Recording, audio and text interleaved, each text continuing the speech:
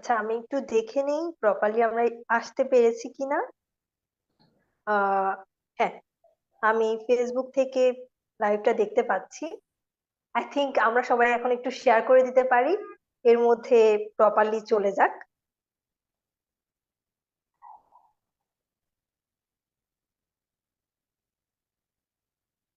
আচ্ছা, সবকিছু ক্লিয়ার আছে মনে হচ্ছে। আহ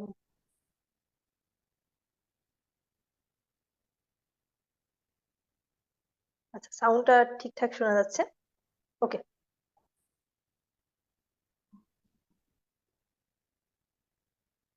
আচ্ছা, স্বপ্ন আমরা সবাই দেখি, কিন্তু এই স্বপ্ন পূরণের জন্য সঠিক গাইডলাইনের অভাবে তার বাস্তবে রূপান্তর হয় না। আজকে ঠিক তেমনই এক গাইডলাইন সেশন নিয়ে আমরা চলে এসেছি এক্সিস পরিবার থেকে। আমাদের এই সেশনের নাম জার্নি টু বিসিএস। এই সেশনটিতে আমরা তিনটি পর্ব করব। এই তিনটি পর্বের আজকের প্রথম পর্বে আপনাদের সবাইকে জানাচ্ছি স্বাগতম। আমি শামিমা জাহিদ প্রীতি, পড়াশোনা করছি Shaheed Suhrawardy medical college dental unit. আর এই পর্বে আমার সাথে আছেন আমি Naimur Rahman, Rajshahi medical college dental unit থেকে, সেশন 1920। Assalamu alaikum everyone.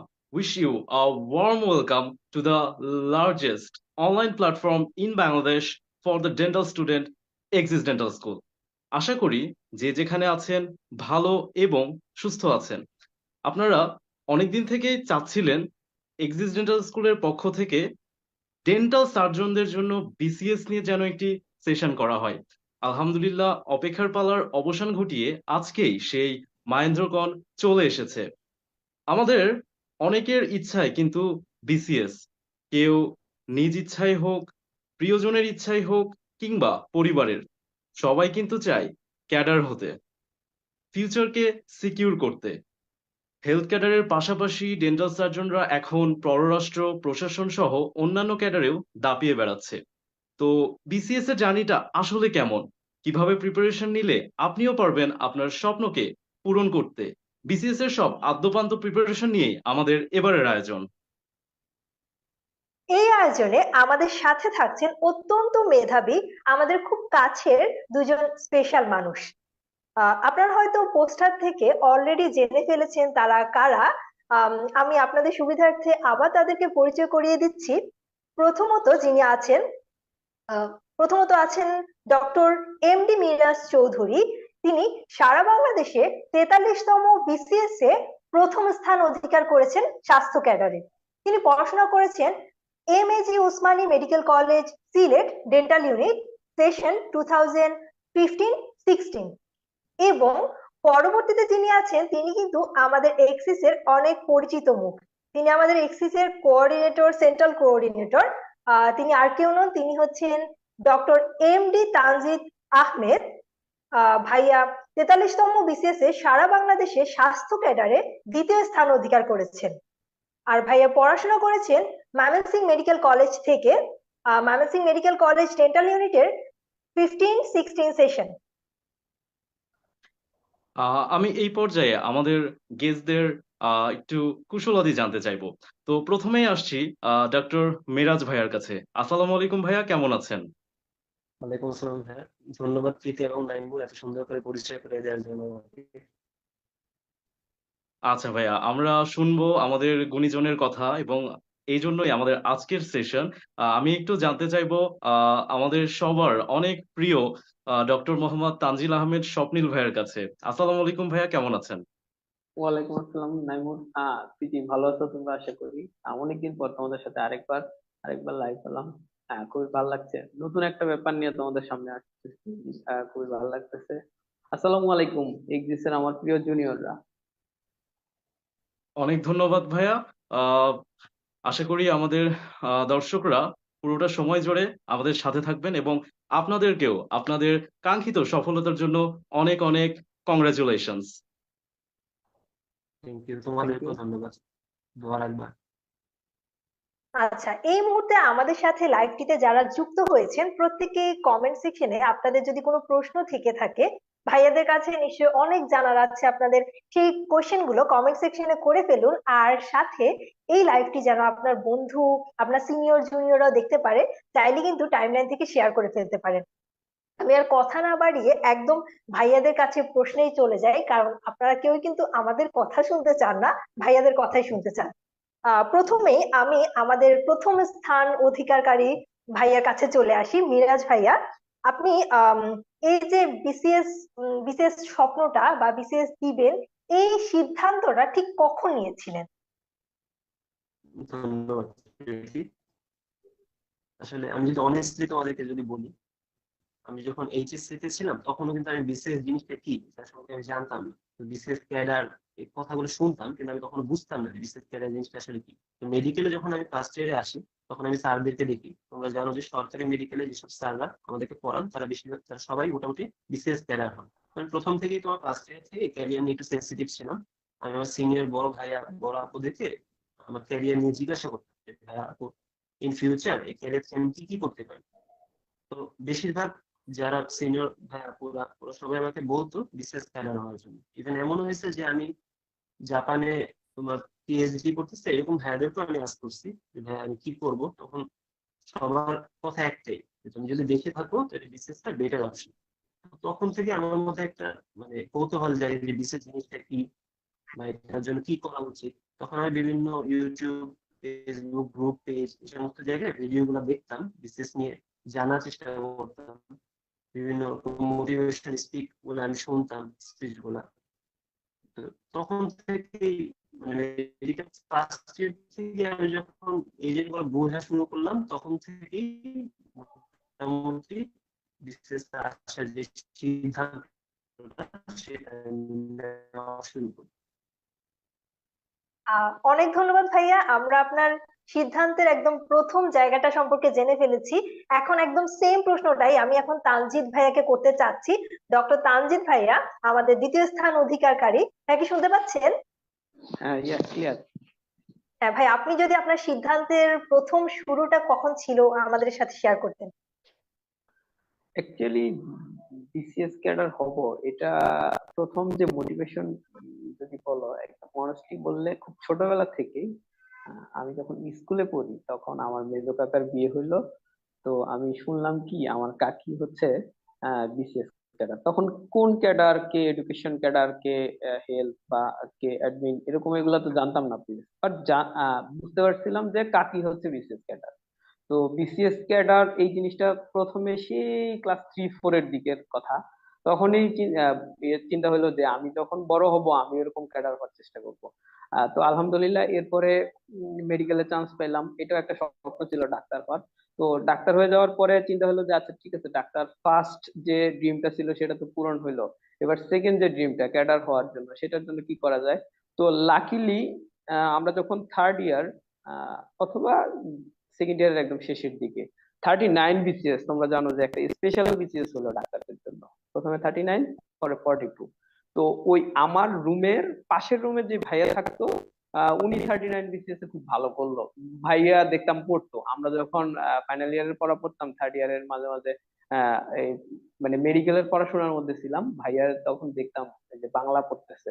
তো ভাইয়া মাঝে মাঝে আমাকে ডাক দিত, ডাক দিয়ে বলতো দেখ তানজিৎ, এই যে এটা দেখ বাংলা এরকম এরকম। তো দেখলাম যে আমি তো পারি মোটামুটি, বাংলা আগে যেটা পড়ছি তো আমি তো পারতেছি, তার মানে আমি চাইলে বিসিএস দিতে পারি। দেন করোনার সময় দেখলাম আরেকটা নিয়োগ হইলো। এরপরে ইন্সপিরেশনটা আরেকটু ভালো বাড়লো যে না, আমাদের ডাক্তাররা তো হচ্ছে মাসাল্লাহ। দেন একদম ভালো মতো প্রিপারেশন শুরু করছি হচ্ছে তোমার ফাইনাল প্রফ দেওয়ার পরে যে সময়টা, মেইনলি ইন্টার্নি সময় থেকে একদম ভালো মতো ডিসিশন নিছি যে না, বিসিএস ক্যাডার হব। যদি বাংলাদেশে যেহেতু থাকবো, আমার ইচ্ছা হচ্ছে বাংলাদেশে থাকা। তো বিসিএস ক্যাডারই হব, কারণ ওই যে একটা তো প্রবাদ ছিল না, তুমি যখন রোমে থাকবা তখন রোমানদের মতো আচরণ করবা। তো আমি যদি বাংলাদেশে থাকি সেক্ষেত্রে আমার বিসিএস ক্যাডার হলেই সবচেয়ে বেশি ভালো হয়, আমি তো ডাক্তার আছি। এই তো মোটামুটি এটাই। অসংখ্য আহ, ধন্যবাদ ভাইয়া। অনেক ধন্যবাদ ভাইয়া। আমরা জানতে পারলাম যে আমাদের দুই গুণী ভাইয়ার ডিসিশনের মধ্যে কিছুটা সিমিলারিটি রয়েছে। আচ্ছা, আমি তানজিদ ভাইয়াকে ছাড়ছি না, আমি নেক্সট কোশ্চিনও তানজিদ ভাইয়ের কাছে শুরু করতে চাচ্ছি। আচ্ছা ভাইয়া, এই যে বিসিএস এ আসার পেছনে আপনার স্পেশাল কোনো ইন্সপিরেশন কিংবা মোটিভেশন ছিল কিনা, বা আমি যদি বলি আপনি যদি আগে অ্যাজ এ ছোট ভাই আমাকে সাজেস্ট করেন আমার কেন বিসিএস এ আসা উচিত, একটু যদি শর্ট করে বলতেন তানজিৎ ভাইয়া। ওকে, মোটিভেশন তো যে ওটা বললাম, আমার কাকি বিসিএস ক্যাডার ছিলেন, সেখান থেকে আমার ক্যাডার হওয়ার প্রথম ইচ্ছাটা। সেকেন্ড হচ্ছে আমার আব্বুর খুব ইচ্ছা ছিল তার ছেলে বাংলাদেশের একজন ফার্স্ট ক্লাস সিটিজেন হবে। তো ডাক্তাররা এমনিই ফার্স্ট ক্লাস সিটিজেন বাই ডিগ্রিতে, বিসিএস ক্যাডার হলে সেটা আরেকটু পাকাপোক্ত হলো। এটা হচ্ছে মোটিভেশনের জায়গা থেকে। আরেকটা মোটিভেশন ছিল, আমি হচ্ছে খুব সাধারণ মানুষদের সাথে মিশছি, গ্রামে বড় হয়েছি তো একটা লম্বা সময় জীবনের। আমার সাধারণ মানুষের সাথে কানেক্টেড থাকার খুব ইচ্ছা ছিল। তো বিসিএস আমার মনে হচ্ছিল যে এই সুযোগটা একটু বাড়ায় দিবে যদি সরকারি কোনো মেডিকেল কলেজে জব করতে পারি। আচ্ছা, আর এবার হচ্ছে আরেকটা কোশ্চেন তোমার কি ছিল, যে কি করতে হবে সেটা যদি একটু রিপিট ভাইয়া করো। হ্যাঁ, আমি যদি আমাকে যদি আপনি সাজেস্ট করেন তাহলে, বা আমাদের মতো জুনিয়র যারা, হ্যাঁ যারা আমরা আপনাদেরকে দেখে আপনাদেরকে আইডল মানি, আমাদের জন্য আপনাদের সাজেশনটা কেন হবে, মানে কেন একজনের আসলে বিসিএস এ আসা ওকে, উচিত এই প্রফেশন থেকে? এইটা খুব ভাইটাল একটা কোশ্চেন। যদি তুমি বাংলাদেশে থাকতে চাও তো এই এইটা সাজেশন, তুমি জুনিয়র হিসেবে যদি আমার কাছ থেকে সিনিয়র হিসেবে সাজেশন চাও, সেটা বলবো তুমি এট ফার্স্ট ডিসিশন নিবা তুমি দেশে থাকবা নাকি বাইরে যাবা। যদি তোমার ইচ্ছা থাকে যে আমি বাংলাদেশে থাকবো বা একটা সার্টেন পিরিয়ডের পরে আমি বাংলাদেশেই চলে আসবো, দ্যাট মিনস আমার কেরিয়ারটা আমি বাংলাদেশ ওরিয়েন্টেড করব, সেক্ষেত্রে ওই যে একটা প্রবাদ বললাম না, যে তুমি যখন রোমে থাকবা তখন রোমানদের মতোই আচরণ করতে হবে তোমার। তুমি যদি খুব এক্সেপশনাল কেউ না হও, এক্সেপশনাল বলতে আমি বোঝাচ্ছি যে একদমই চিন্তা ভাবনা আলাদা, তোমার ধ্যান ধারণা সমাজের যে নর্মাল প্রচলিত ধ্যান ধারণা এর বাইরে যদি তোমার চিন্তা ভাবনা থাকে, সেক্ষেত্রে অন্য ব্যাপার। বাট যদি তুমি মনে করো যে আমি মোটামুটি একজন ডাক্তাররা একটু ব্রিলিয়ান্ট স্টুডেন্টই, বা বিসিএস যারা দেওয়ার চিন্তা করে তারা মোটামুটি আমরা যেটাকে অ্যাভারেজ ব্রিলিয়ান্ট বা ব্রিলিয়ান্টই বলি, সেক্ষেত্রে বাংলাদেশে থাকলে তোমার ফার্স্ট চয়েস থাকবে। তুমি সেটা শুধু ডাক্তার না, তুমি যদি ইঞ্জিনিয়ার হও, তুমি ঢাকা ভার্সিটির যে কোনো ভালো সাবজেক্ট যদি পাশ করো, অথবা অন্যান্য যে ইঞ্জিনিয়ারিং ইউনিভার্সিটি গুলো বা ভার্সিটি গুলাতে আছে, তাইলে তুমি চেষ্টা করবা কি একটা ফার্স্ট ক্লাস জব সিকিউর করতে। সেটার জন্য তোমার ফার্স্ট অপশন হচ্ছে বিসিএস। সেটা তোমার সম্মানের জন্য বলো আর জব সিকিউরিটির জন্য বলো। করোনা একটা শিক্ষা দিল আমাদের, দেখো করোনার সময় সব বন্ধ ছিল, আমরা দেখলাম আমাদের ডাক্তারদের প্রাইভেট প্র্যাকটিস বন্ধ, কিছু কিছু ডাক্তার যারা পসিবল হয়েছে তোমার অনলাইনে প্রেসক্রিপশন করতে পারছে। কিন্তু এই সুযোগ কিন্তু অন্যান্য প্রফেশনের যারা ছিল সবাই পায় নাই, তাহলে অনেকেই জবলেস হয়ে গেছে করোনার সময়। কিন্তু যারা সরকারি জব করছে বাংলাদেশে, ওনাদের বেতন কিন্তু ঠিকই ওনারা পাইছে। তো তুমি যদি বাংলাদেশে থাকো, আরেকটা করোনা ভবিষ্যতে আসবে না এই গ্যারান্টি তো আমরা দিতে পারি না। কোনো ধরনের বিপর্যয় যে দেশে আসবে না, পৃথিবীতে আসবে না, এটার গ্যারান্টি তো আমরা কেউই দিতে পারতেছি না। সুতরাং তুমি কেন বেস্ট অপরচুনিটিটা চুজ করবা না? তোমার বিসিএস দিলে তো তোমার চেম্বার প্র্যাকটিসে কোনো ক্ষতি হচ্ছে না, তোমার ডাক্তারি করাতেও কোনো ক্ষতি হচ্ছে না, বরং ভালো হচ্ছে, তুমি আরো বেশি মানুষের সাথে কানেক্টেড হইতে পারতেছো বিসিএস এর মাধ্যমে। আর অন্য ক্যাডারে যারা, তারা তো আরো বেশি।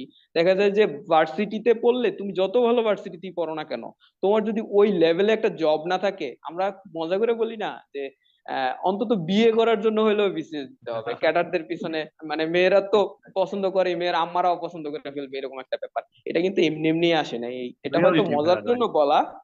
সো তুমি যদি, আবার বলতেছি, তোমার ফার্স্ট ডিসিশন হচ্ছে বাংলাদেশে থাকবা নাকি বাইরে যাবা। যদি বাংলাদেশে থাকো, তুমি যেই প্রফেশনেরই থাকো না কেন, তোমার ব্যাকগ্রাউন্ড সাবজেক্ট যাই হোক না কেন, তোমার ফার্স্ট অপশন হচ্ছে। That's all. অসংখ্য ধন্যবাদ ভাইয়া। আমার মনে হয় যে আমার ব্যাচমেট যারা, আমার ইমিডিয়েট সিনিয়র বা জুনিয়র সবাই মোটামুটি বুঝতে পেরেছেন। থ্যাংক ইউ সো মাচ ভাইয়া। এবার সেম কোশ্চেনটাই মিরাজ ভাইয়ের কাছে। ভাইয়া বিসিএস এ আসার জন্য আপনার স্পেশাল কোনো ইন্সপিরেশন বা মোটিভেশন?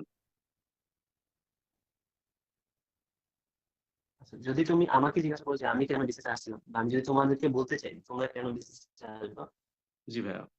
ফার্স্ট যে ক্রাইটেরিয়াটা বলবো সেটা হচ্ছে ফিনান্সিয়াল স্টেবিলিটি। এখন তুমি আমাকে প্রশ্ন করতে পারো যে ভাই ফিনান্সিয়াল স্টেবিলিটি জিনিসটা কি। দেখো, ফিনান্সিয়াল স্টেবিলিটি জিনিসটা হচ্ছে এরকম যে আমরা যারা লোয়ার মিডল ক্লাস ফ্যামিলি থেকে বিলং করি, আমরা এটা বুঝি যে তুমি মনে করো যাই করো না কেন, তুমি যদি দেখো যে মাস শেষে একটা নির্দিষ্ট অ্যামাউন্টের একটা স্যালারি তোমার অ্যাকাউন্টে আসতেছে, এটা কিন্তু আমাদের জন্য একটা ব্লেসিং।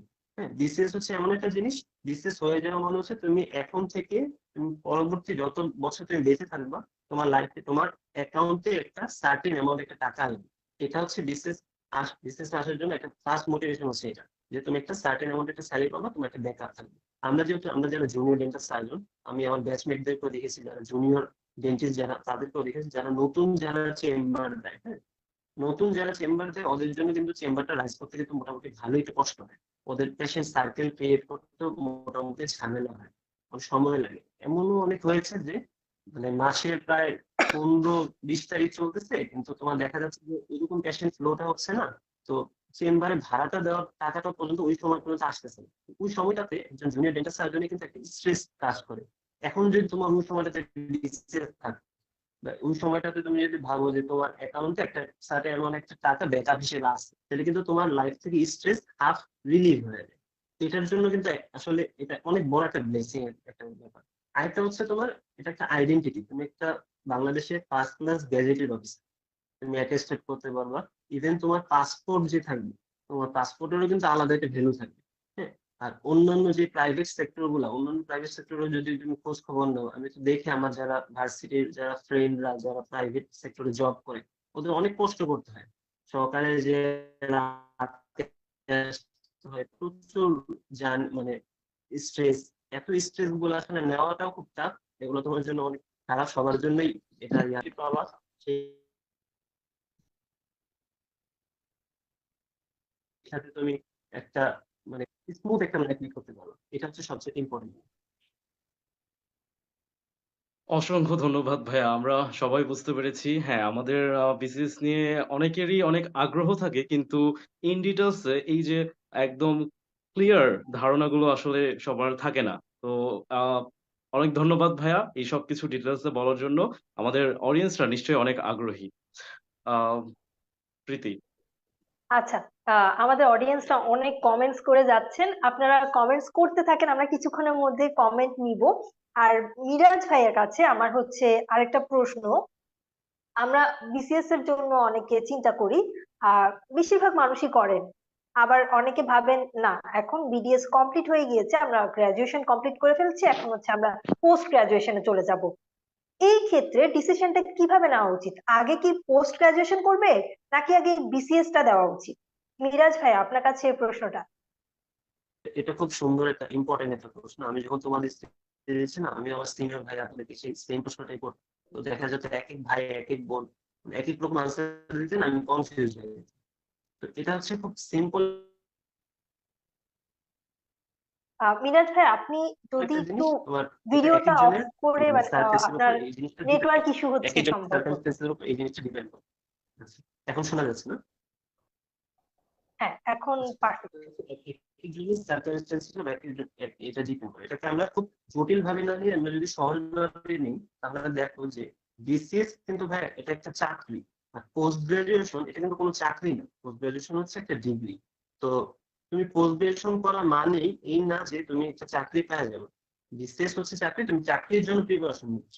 আর তুমি যখন পোস্ট গ্রাজুয়েশনের জন্য পড়ালেখা করতেছো, তখন হচ্ছে তুমি একটা ডিগ্রির জন্য পড়ালেখা করতেছো। এখন যদি তোমার ফিনান্সিয়াল সাপোর্ট থাকে, তোমার যদি ফ্যামিলি থেকে ওই রকম ব্যাকআপ তোমার যদি থাকে, তুমি যেটা সেটা করতে পারো। তুমি চাইলে বাইরে চলে যেতে পারো, অথবা তুমি অ্যাসিস্ট্যান্টের জন্য পড়ালেখা করতে পারো।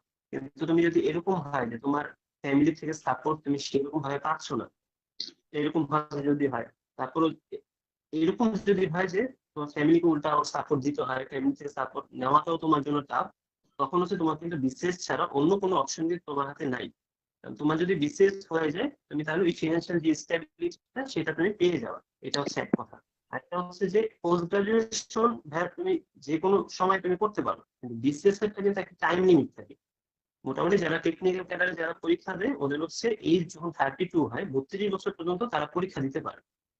এটা হচ্ছে বিসিএস এর জন্য। আর পোস্ট গ্রাজুয়েশনের জন্য কিন্তু তুমি সারা জীবন তুমি মানে একটা ইয়াতে পরীক্ষা দেওয়া যায়।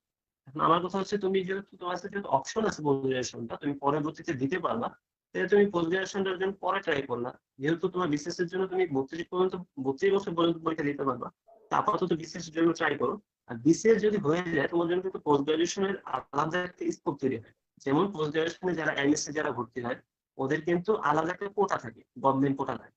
তোমার যদি বিসিএস হয়ে যায়, তাহলে তুমি ওখানে ভর্তি হওয়ার জন্য তোমার একটা আলাদা ফ্যাসিলিটিস থাকবে। এটা অনেক ইম্পর্টেন্ট একটা ইস্যু। তো এটা নিয়ে আসলে কনফিউশনের কিছু নেই। তোমার যদি এরকম থাকে যে ফ্যামিলি থেকে তুমি সাপোর্টটা ওইরকম মানে পাওয়া যাচ্ছে না, বা তোমার নিজেকে ফ্যামিলিকে কিছু টাকা পয়সা দিতে হয়, তাহলে তোমাকে এরকম একটু কষ্ট করতে হবে, তোমাকে বিসিএস এর জন্য প্রিপারেশন নিতে হবে। আর যদি এরকম হয় যে না, তোমার ফ্যামিলি সাপোর্ট তুমি ঠিকভাবে পাচ্ছ না, মানে পাচ্ছ, এবং ফ্যামিলি থেকে তোমাকে বলে দিচ্ছে যে তুমি মোটামুটি তোমার স্কিল ডেভেলপ করো, পোস্ট গ্রাজুয়েশন করো, তাহলে তুমি পোস্ট গ্রাজুয়েশনের জন্য চিন্তা ভাবনা করতে পারো। কিন্তু আমি বলবো যে যেহেতু তুমি মানে পোস্ট গ্রাজুয়েশনের জন্য পরবর্তীতে তুমি পরীক্ষা দিতে পারবা, তো আপাতত তুমি বিসিএস নিয়ে ভাবো, বিসিএস এর জন্য প্রিপারেশন নাও। পরবর্তীতে বিসিএস যদি নাও হয়, অন্তত ফার্স্ট বার তো ট্রাই করাই যায়, ফার্স্ট বার অথবা সেকেন্ড টাইম ট্রাই করা যায়। এরপর যদি না হয় তাহলে পোস্ট গ্রাজুয়েশনের জন্য পড়ো। কিন্তু প্রথম দিকে সবারই আমার মনে হয় আমার দিক থেকে যে বিসিএস এর জন্য ট্রাই করা উচিত। অসংখ্য ধন্যবাদ জনাব মিরাজ চৌধুরী ভাইয়া। হ্যালো লেডিস এন্ড জেন্টলম্যান, আপনারা নিশ্চয়ই বুঝতে পারছেন যে আজকের সেশনটা কত বেশি ভাইটাল একটা সেশন। আমরা তো আমাদের কোশ্চিন করবই। আপনাদের যদি কোনো স্পেসিফিক কোশ্চিন থাকে আপনারা লিখে ফেলুন আমাদের কমেন্ট সেকশনে। আমরা খুব শীঘ্রই কমেন্ট সেকশন থেকে আপনাদের কোশ্চিন গুলোর আনসার গুলো আমাদের গেস্টদেরকে করব, এবং ওনারা নিশ্চয়ই আপনাদের অ্যাসপায়ার্ড আনসারটা দেওয়ার অবশ্যই চেষ্টা করবেন। আচ্ছা, এবার আসতে চাই একটু তানজিদ ভাইয়ের কাছে। ভাইয়া, বিসিএস প্রিপারেশনটা আসলে কখন থেকে শুরু করা উচিত, বা কখন থেকে করলে একটা স্টুডেন্টের একাডেমিক লাইফ তার প্রফেশনাল লাইফ দুইটাকে আসলে ব্যালেন্স করা পসিবল হবে? তানজিদ ভাইয়া। ওকে, থ্যাংক ইউ নাইমুর। আরেকটা ভালো কোশ্চেন। আচ্ছা, এই কোশ্চেনটার আনসার দেওয়ার ক্ষেত্রে আমি এক্ষেত্রে এই লাইফটা আমার মনে হয় শুধুমাত্র মেডিকেল স্টুডেন্টরা না, বাইরের অনেক স্টুডেন্টরাও দেখবে, ভার্সিটির স্টুডেন্টরাও দেখবে, অবশ্যই। মেইনলি মেডিকেল বেসড লাইফ যদিও। তো প্রথমে মেডিকেল স্টুডেন্টদের জন্য বলি, দেন ভার্সিটি স্টুডেন্টদের জন্য। ওকে ভাইয়া। মেডিকেল স্টুডেন্ট যারা, তাদের মাথায় রাখতে হবে আমি বিসিএস ক্যাডার হই আর যাই হই না কেন, আমি প্রথমে ডাক্তার। ওকে, এট জি। ফার্স্ট আমি হচ্ছে একজন ডাক্তার। সুতরাং ডাক্তার হিসেবে আমার ক্যারিয়ারের মেইন ফোকাস হবে পেশেন্টকে ট্রিটমেন্ট দেওয়া। ওকে, তো পেশেন্টকে ট্রিটমেন্ট দেওয়ার ক্ষেত্রে তোমার যে নলেজ দরকার, সেটার জন্য কিন্তু বিসিএস তোমাকে কোনো হেল্প করবে না। বিসিএস তোমাকে পেশেন্ট পাইতে সাহায্য করবে। যেমন ধরো, তুমি কোনো একটা সরকারি মেডিকেল কলেজে যদি জব করো, সেখানকার যদি কোনো প্রফেসর, অ্যাসিস্ট্যান্ট প্রফেসর বা হোয়াট এভার তুমি যেটাই হও না কেন, আচ্ছা, তোমাকে পেশেন্ট রিচ করতে সাহায্য করবে, পেশেন্টটা তোমাকে সহজে পাবে। কিন্তু ওই পেশেন্টদের ট্রিটমেন্টের জন্য কিন্তু তোমার বিসিএস কোনো সাহায্য করতেছে না, তোমার বিসিএস এর পড়াশোনা। সেক্ষেত্রে তোমার মেডিকেলের যে পড়াশোনা করতেছো সেটাই তোমার জন্য ইম্পর্টেন্ট। ওকে, এটা মাথায় রাখতে হবে। এই কারণে আমার মতে ডাক্তারদের উচিত বিসিএস দিবে এই চিন্তা ভাবনাটা প্রথম থেকে করা। মিরাজ যেটা বললো, আমিও যেটা বললাম, বাংলাদেশে থাকলে বিসিএস এর চিন্তা ভাবনা করা উচিত ডাক্তারদেরও। কিন্তু সে প্রত্যেকটা মানুষ তার লিমিটেশন জানে। যেমন আমি জানি যে এট এ টাইম আমি কয়টা কাজ করতে পারি। এখন এরকম যদি হয় ক্যাপাবিলিটি, যে আমি এট এ টাইম মেডিকেলের পড়া, দ্যাট মিনস কারোর যদি আইটেম থাকে, কারোর যদি কার্ড থাকে, কারোর যদি টার্ন থাকে, প্রফ থাকে, সাপ্লি থাকে, আচ্ছা, এগুলাই তো আমাদের মেডিকেলের পার্ট গুলা। ওকে, এগুলা ক্লিয়ার করে যদি এক্সট্রা কোনো সময় থাকে, সেই সময়টাতে আমি বাইরের কোনো পড়ার আমার একটা স্কোপ আছে। লাইক আমি মুভি দেখবো, এখন এই সময়টাতে আমি টিউশনি করব, আমি খেলতে যাব, এই সময়টাতে উচিত হবে বিসিএস এর পড়া। ওকে, আচ্ছা। আর বাকি যে সময়টা মেডিকেলে দিতে হবে, কারণ তোমার তো ভবিষ্যতে প্র্যাকটিস করতে হবে। আরেকটা জিনিস মাথায় রাখতে হবে, তুমি পাশ করার পরেও কিন্তু তোমার বিসিএস দেওয়ার জন্য 6 থেকে 7 বার স্কোপ থাকবে। আমাদের যে বয়স লিমিট 32 বছর, মিরাজ তো বললো টেকনিক্যাল ক্যাডার গুলাতে, তো 6 থেকে 7 বার তুমি ইজিলি অ্যাপিয়ার করতে পারবা বিসিএস এর ক্ষেত্রে। ওকে, দ্যাট মিনস তুমি বিসিএস এর প্রিপারেশন তুমি যদি একদম কিছুই না করো, একদম পাশ করার পর থেকে শুরু করো, যদি তুমি 1 বছর প্রিপারেশন নাও খুব ভালোভাবে, বা 2 বছর, সেক্ষেত্রেও তুমি অনেকটা সময় পাচ্ছ বিসিএস এর জন্য, 4 থেকে 5 বছর। কিন্তু তোমার যে ইন্টার্ন যে সময়টা, 1 বছরের সময়, এটাকে কি তুমি আর কোনোদিন ব্যাক করতে পারবা? কোনো কিছুর বিনিময়ে তুমি কিন্তু ইন্টার্ন লাইফটা, এই 1টা বছর, এই সময়টা তুমি ব্যাক করতে পারবে না। সুতরাং তুমি যদি ইন্টার্নের সময় ফাঁকি দাও বিসিএস পড়ার জন্য, তোমার হয়তো বিসিএস হবে, কিন্তু তুমি তো একটু পরে ডাক্তারি করবা, এই ইন্টার্ন না করলে তুমি কিভাবে ডিউটি করবা? তুমি কিভাবে পেশেন্টকে ট্রিটমেন্ট দিবা? তখন তোমার পিজিটি করতে হবে। আচ্ছা, পিজিটি করলে কি হবে? একদিকে তুমি বেতনও পাচ্ছ না, অপরদিকে তোমার 6 মাস সময় যাচ্ছে। সুতরাং বেটার হচ্ছে মেডিকেল স্টুডেন্টদের জন্য আমরা কি করব, প্রথমে আমাদের চিন্তা করতে হবে আমরা মেডিকেলের পড়াশোনা করব। মেডিকেলের পড়াশোনা যদি খুব ভালোভাবে সবকিছু ক্লিয়ার করতে পারি, এর বাইরে সময় থাকে, দেন আমি হচ্ছে বিসিএস এর পড়া শুরু করব। আরেকটা জিনিস কাজে লাগাইতে পারি আমরা মেডিকেল স্টুডেন্টরা, আমাদের প্রফের সময় মাঝখানে যে সময়গুলা, ঈদের সময়গুলা, রমজানের যে ছুটি বা গ্রীষ্মের ছুটি, উইন্টার ভ্যাকেশন, মেডিকেলের ছুটি খুব কম, তারপরেও যে সমস্ত ছুটিগুলা থাকে, যদি কখনো আমরা এরকম ছুটি পাই, সেই ছুটির সময়গুলোতে যদি প্রপার পড়া পড়ে আমাদের বাকি সময় থাকে, সেক্ষেত্রে আমরা হচ্ছে বিসিএস এর জন্য পড়বো। আর ইন্টার্নি শুরুতেই আমরা বিসিএস এর পড়াটা শুরু করতে পারি। ইন্টার্নিতে যেহেতু ডিউটি, পড়ার চাপটা একটু তুলনামূলক কম, তখন থেকে আমরা শুরু করলে ইনশাল্লাহ আমাদের ডাক্তারদের জন্য হয়ে যাবে। আর ডাক্তারদের জন্য তো বাংলাদেশের বর্তমান সরকার খুবই ডাক্তার ফ্রেন্ডলি, অন্তত বিসিএস এর বেলায় দেখা যাচ্ছে প্রত্যেকবারই অনেক সিট থাকতেছে। সুতরাং প্রিলিটা কোনো রকম পাশ করতে পারলেই, রিটেনটাতে তো একটা নির্দিষ্ট নাম্বার পাইলে রিটেন পাস হয়, এখানে তো বাদ পড়ার কিছু নাই, নিজের সাথে নিজের কম্পিটিশন, ইনশাল্লাহ হয়ে যাবে ডাক্তারদের বেলায়। এটা হচ্ছে ডাক্তারদের বেলায় বললাম। আর যদি কেউ ভার্সিটির স্টুডেন্ট হয়, সেক্ষেত্রে কিন্তু সিনারিওটা আলাদা হবে। ভার্সিটির স্টুডেন্টদের কিন্তু বিসিএস হচ্ছে ডু অর ডাই অপশন। ডাক্তারদের বিসিএস না হইলেও চেম্বার চলবে, প্রাইভেট মেডিকেল কলেজে জব করতে পারবে, কিন্তু ভার্সিটির স্টুডেন্টদের তো বিসিএস পাইতেই হবে যদি সে এভাবে চিন্তা করে। সেক্ষেত্রে তাদের উচিত থার্ড ইয়ার থেকে, আমার মতে থার্ড ইয়ার থেকে, আমি যাদের ঢাকা ভার্সিটিতে আমার যারা বন্ধু বান্ধব যাদের দেখলাম আমি, তারপরে আমার সাথে অন্যান্য ইঞ্জিনিয়ারিং এর যারা স্টুডেন্ট, আমার আমার সিনিয়র বা আমার ফ্রেন্ড বা আমার জুনিয়ররাও তো এখন অনেকে বিসিএস এর মাসাল্লাহ প্রি রিটেন হয়ে যাচ্ছে। তো ওদের যেটা দেখছি আমি, থার্ড ইয়ার থেকে ওরা শুরু করতেছে। কিন্তু ডাক্তারদের উচিত হবে ইন্টার্নির সময় ভালো মতো শুরু করা। এর আগে যদি কেউ চায় তাহলে ম্যাথ করতে পারে। সিলেবাসটা তো সবাই জানে, পিএসসি তে গিয়ে ডাউনলোড করে, পিএসসি যে ওয়েবসাইট সেখান থেকে ডাউনলোড করে ম্যাথ একটু একটু করলো, ইংলিশ গ্রামারটা প্র্যাকটিস করলো, তাহলে ইংরেজিটাও প্র্যাকটিস হলো, ম্যাথটা প্র্যাকটিসের মধ্যে থাকলো, আর নর্মালি মেডিকেলের পড়া পড়বে। এইটুকু, এটাই। অসংখ্য ধন্যবাদ ভাইয়া। আমার মতো যারা বিসিএস নিয়ে অনেক কিউরিয়াস কিন্তু সঠিক গাইডলাইনটা হয়তো জানে না, তাদের জন্য নিশ্চয় এই কথাগুলো আহ, অনেক বেশি লাইফ সেভিং হবে ইনশাল্লাহ। তো প্রীতি, আমরা কি এবার একটু অডিয়েন্সদের দিকে মনোযোগ দিতে পারি? হ্যাঁ, অবশ্যই। এতক্ষণ আমরা অনেক কথা বলেছি, আমাদের কমেন্ট সেকশনে দেখতে পাচ্ছি অনেকেই অনেক কিছু জানতে চেয়েছেন। তার মধ্যে আমি হচ্ছে দুটো কোশ্চেন দেখতে পেয়েছি। ওই দুটো কোশ্চেনে একটা ছিল হচ্ছে মেডিকেলের পড়ার পাশাপাশি কিভাবে আপনি হচ্ছে বিসিএস এর প্রিপারেশনটা নিবেন। তানজিদ ভাইয়া কিন্তু অলরেডি এই কোশ্চেনের অ্যান্সার করে ফেলেছে। আরেকটা কোশ্চেন ছিল আপনারা কিভাবে হচ্ছে মানে আগে কি বিসিএস দেখবেন নাকি হচ্ছে আগে পোস্ট গ্রাজুয়েশনের কথা চিন্তা করবেন, এটাও কিন্তু আমরা অ্যান্সার করে ফেলেছি। আহ সেজন্য বলছি আপনাদের যার যে কোশ্চেন গুলো আছে কমেন্ট সেকশনে আপনারা করে ফেলুন, আমরা কিন্তু কমেন্ট থেকে কোশ্চেন গুলো নিচ্ছি। আর আপনারা এই লাইভটা নিজের টাইমলাইন থেকে একটু শেয়ার করে ফেলুন। শেয়ার করলে হবে কি, আপনার এবং আপনার জুনিয়র আপনার সিনিয়র যারা কিনা বিসিএস এর স্বপ্ন দেখছে, তারা কিন্তু খুব ইজিলি আমাদের এই দুজন মেধাবী ভাইয়ার থেকে প্রশ্নগুলো অ্যান্সার পেয়ে যাবে। আমি আর কোনো খুব আচ্ছা, অনেকে বলছে আমাদের সেশনটা তাদের জন্য অনেক বেশি হেল্পফুল হচ্ছে। আর হচ্ছে আর আর আচ্ছা, হুম, বিসিএস, আচ্ছা আচ্ছা, একজন জিজ্ঞাসা করলো ফারিজা আহমেদ বিসিএস প্রিপারেশনের জন্য কোন বুকস গুলো পড়া উচিত। আচ্ছা, একজন হচ্ছে বইয়ের কথা জিজ্ঞাসা করলেন, আপনাকে একটু বলে দেই। আর আমরা জার্নি টু বিসিএস এর 3টি পর্ব করছি। এই সিজন আন্ডার আমরা 3টি পর্ব করছি। আজকের প্রথম পর্বে আমরা বিসিএস নিয়ে হচ্ছে আমাদের দুইজন ভাইয়ার অভিজ্ঞতা বা হচ্ছে তাদের সময়টা কিভাবে গিয়েছিল, তাদের থেকে খুব স্পেসিফিক কিছু না, তাদের সময়টা নিয়ে আমরা জানবো। কিন্তু পরবর্তীতে আমরা প্রিলি, রিটেন, ভাইভা নিয়ে আরো দুটো সেশন করব। আশা করছি আপনাদেরকে ওই সেশন গুলোতে আমরা পাবো। আর যেহেতু আপনি প্রশ্নটি করেছেন, আমি হচ্ছে প্রশ্নটা একটু একটু অল্প করে খুব শর্টলি আমি মিরাজ ভাইয়ের কাছে চলে যাচ্ছি।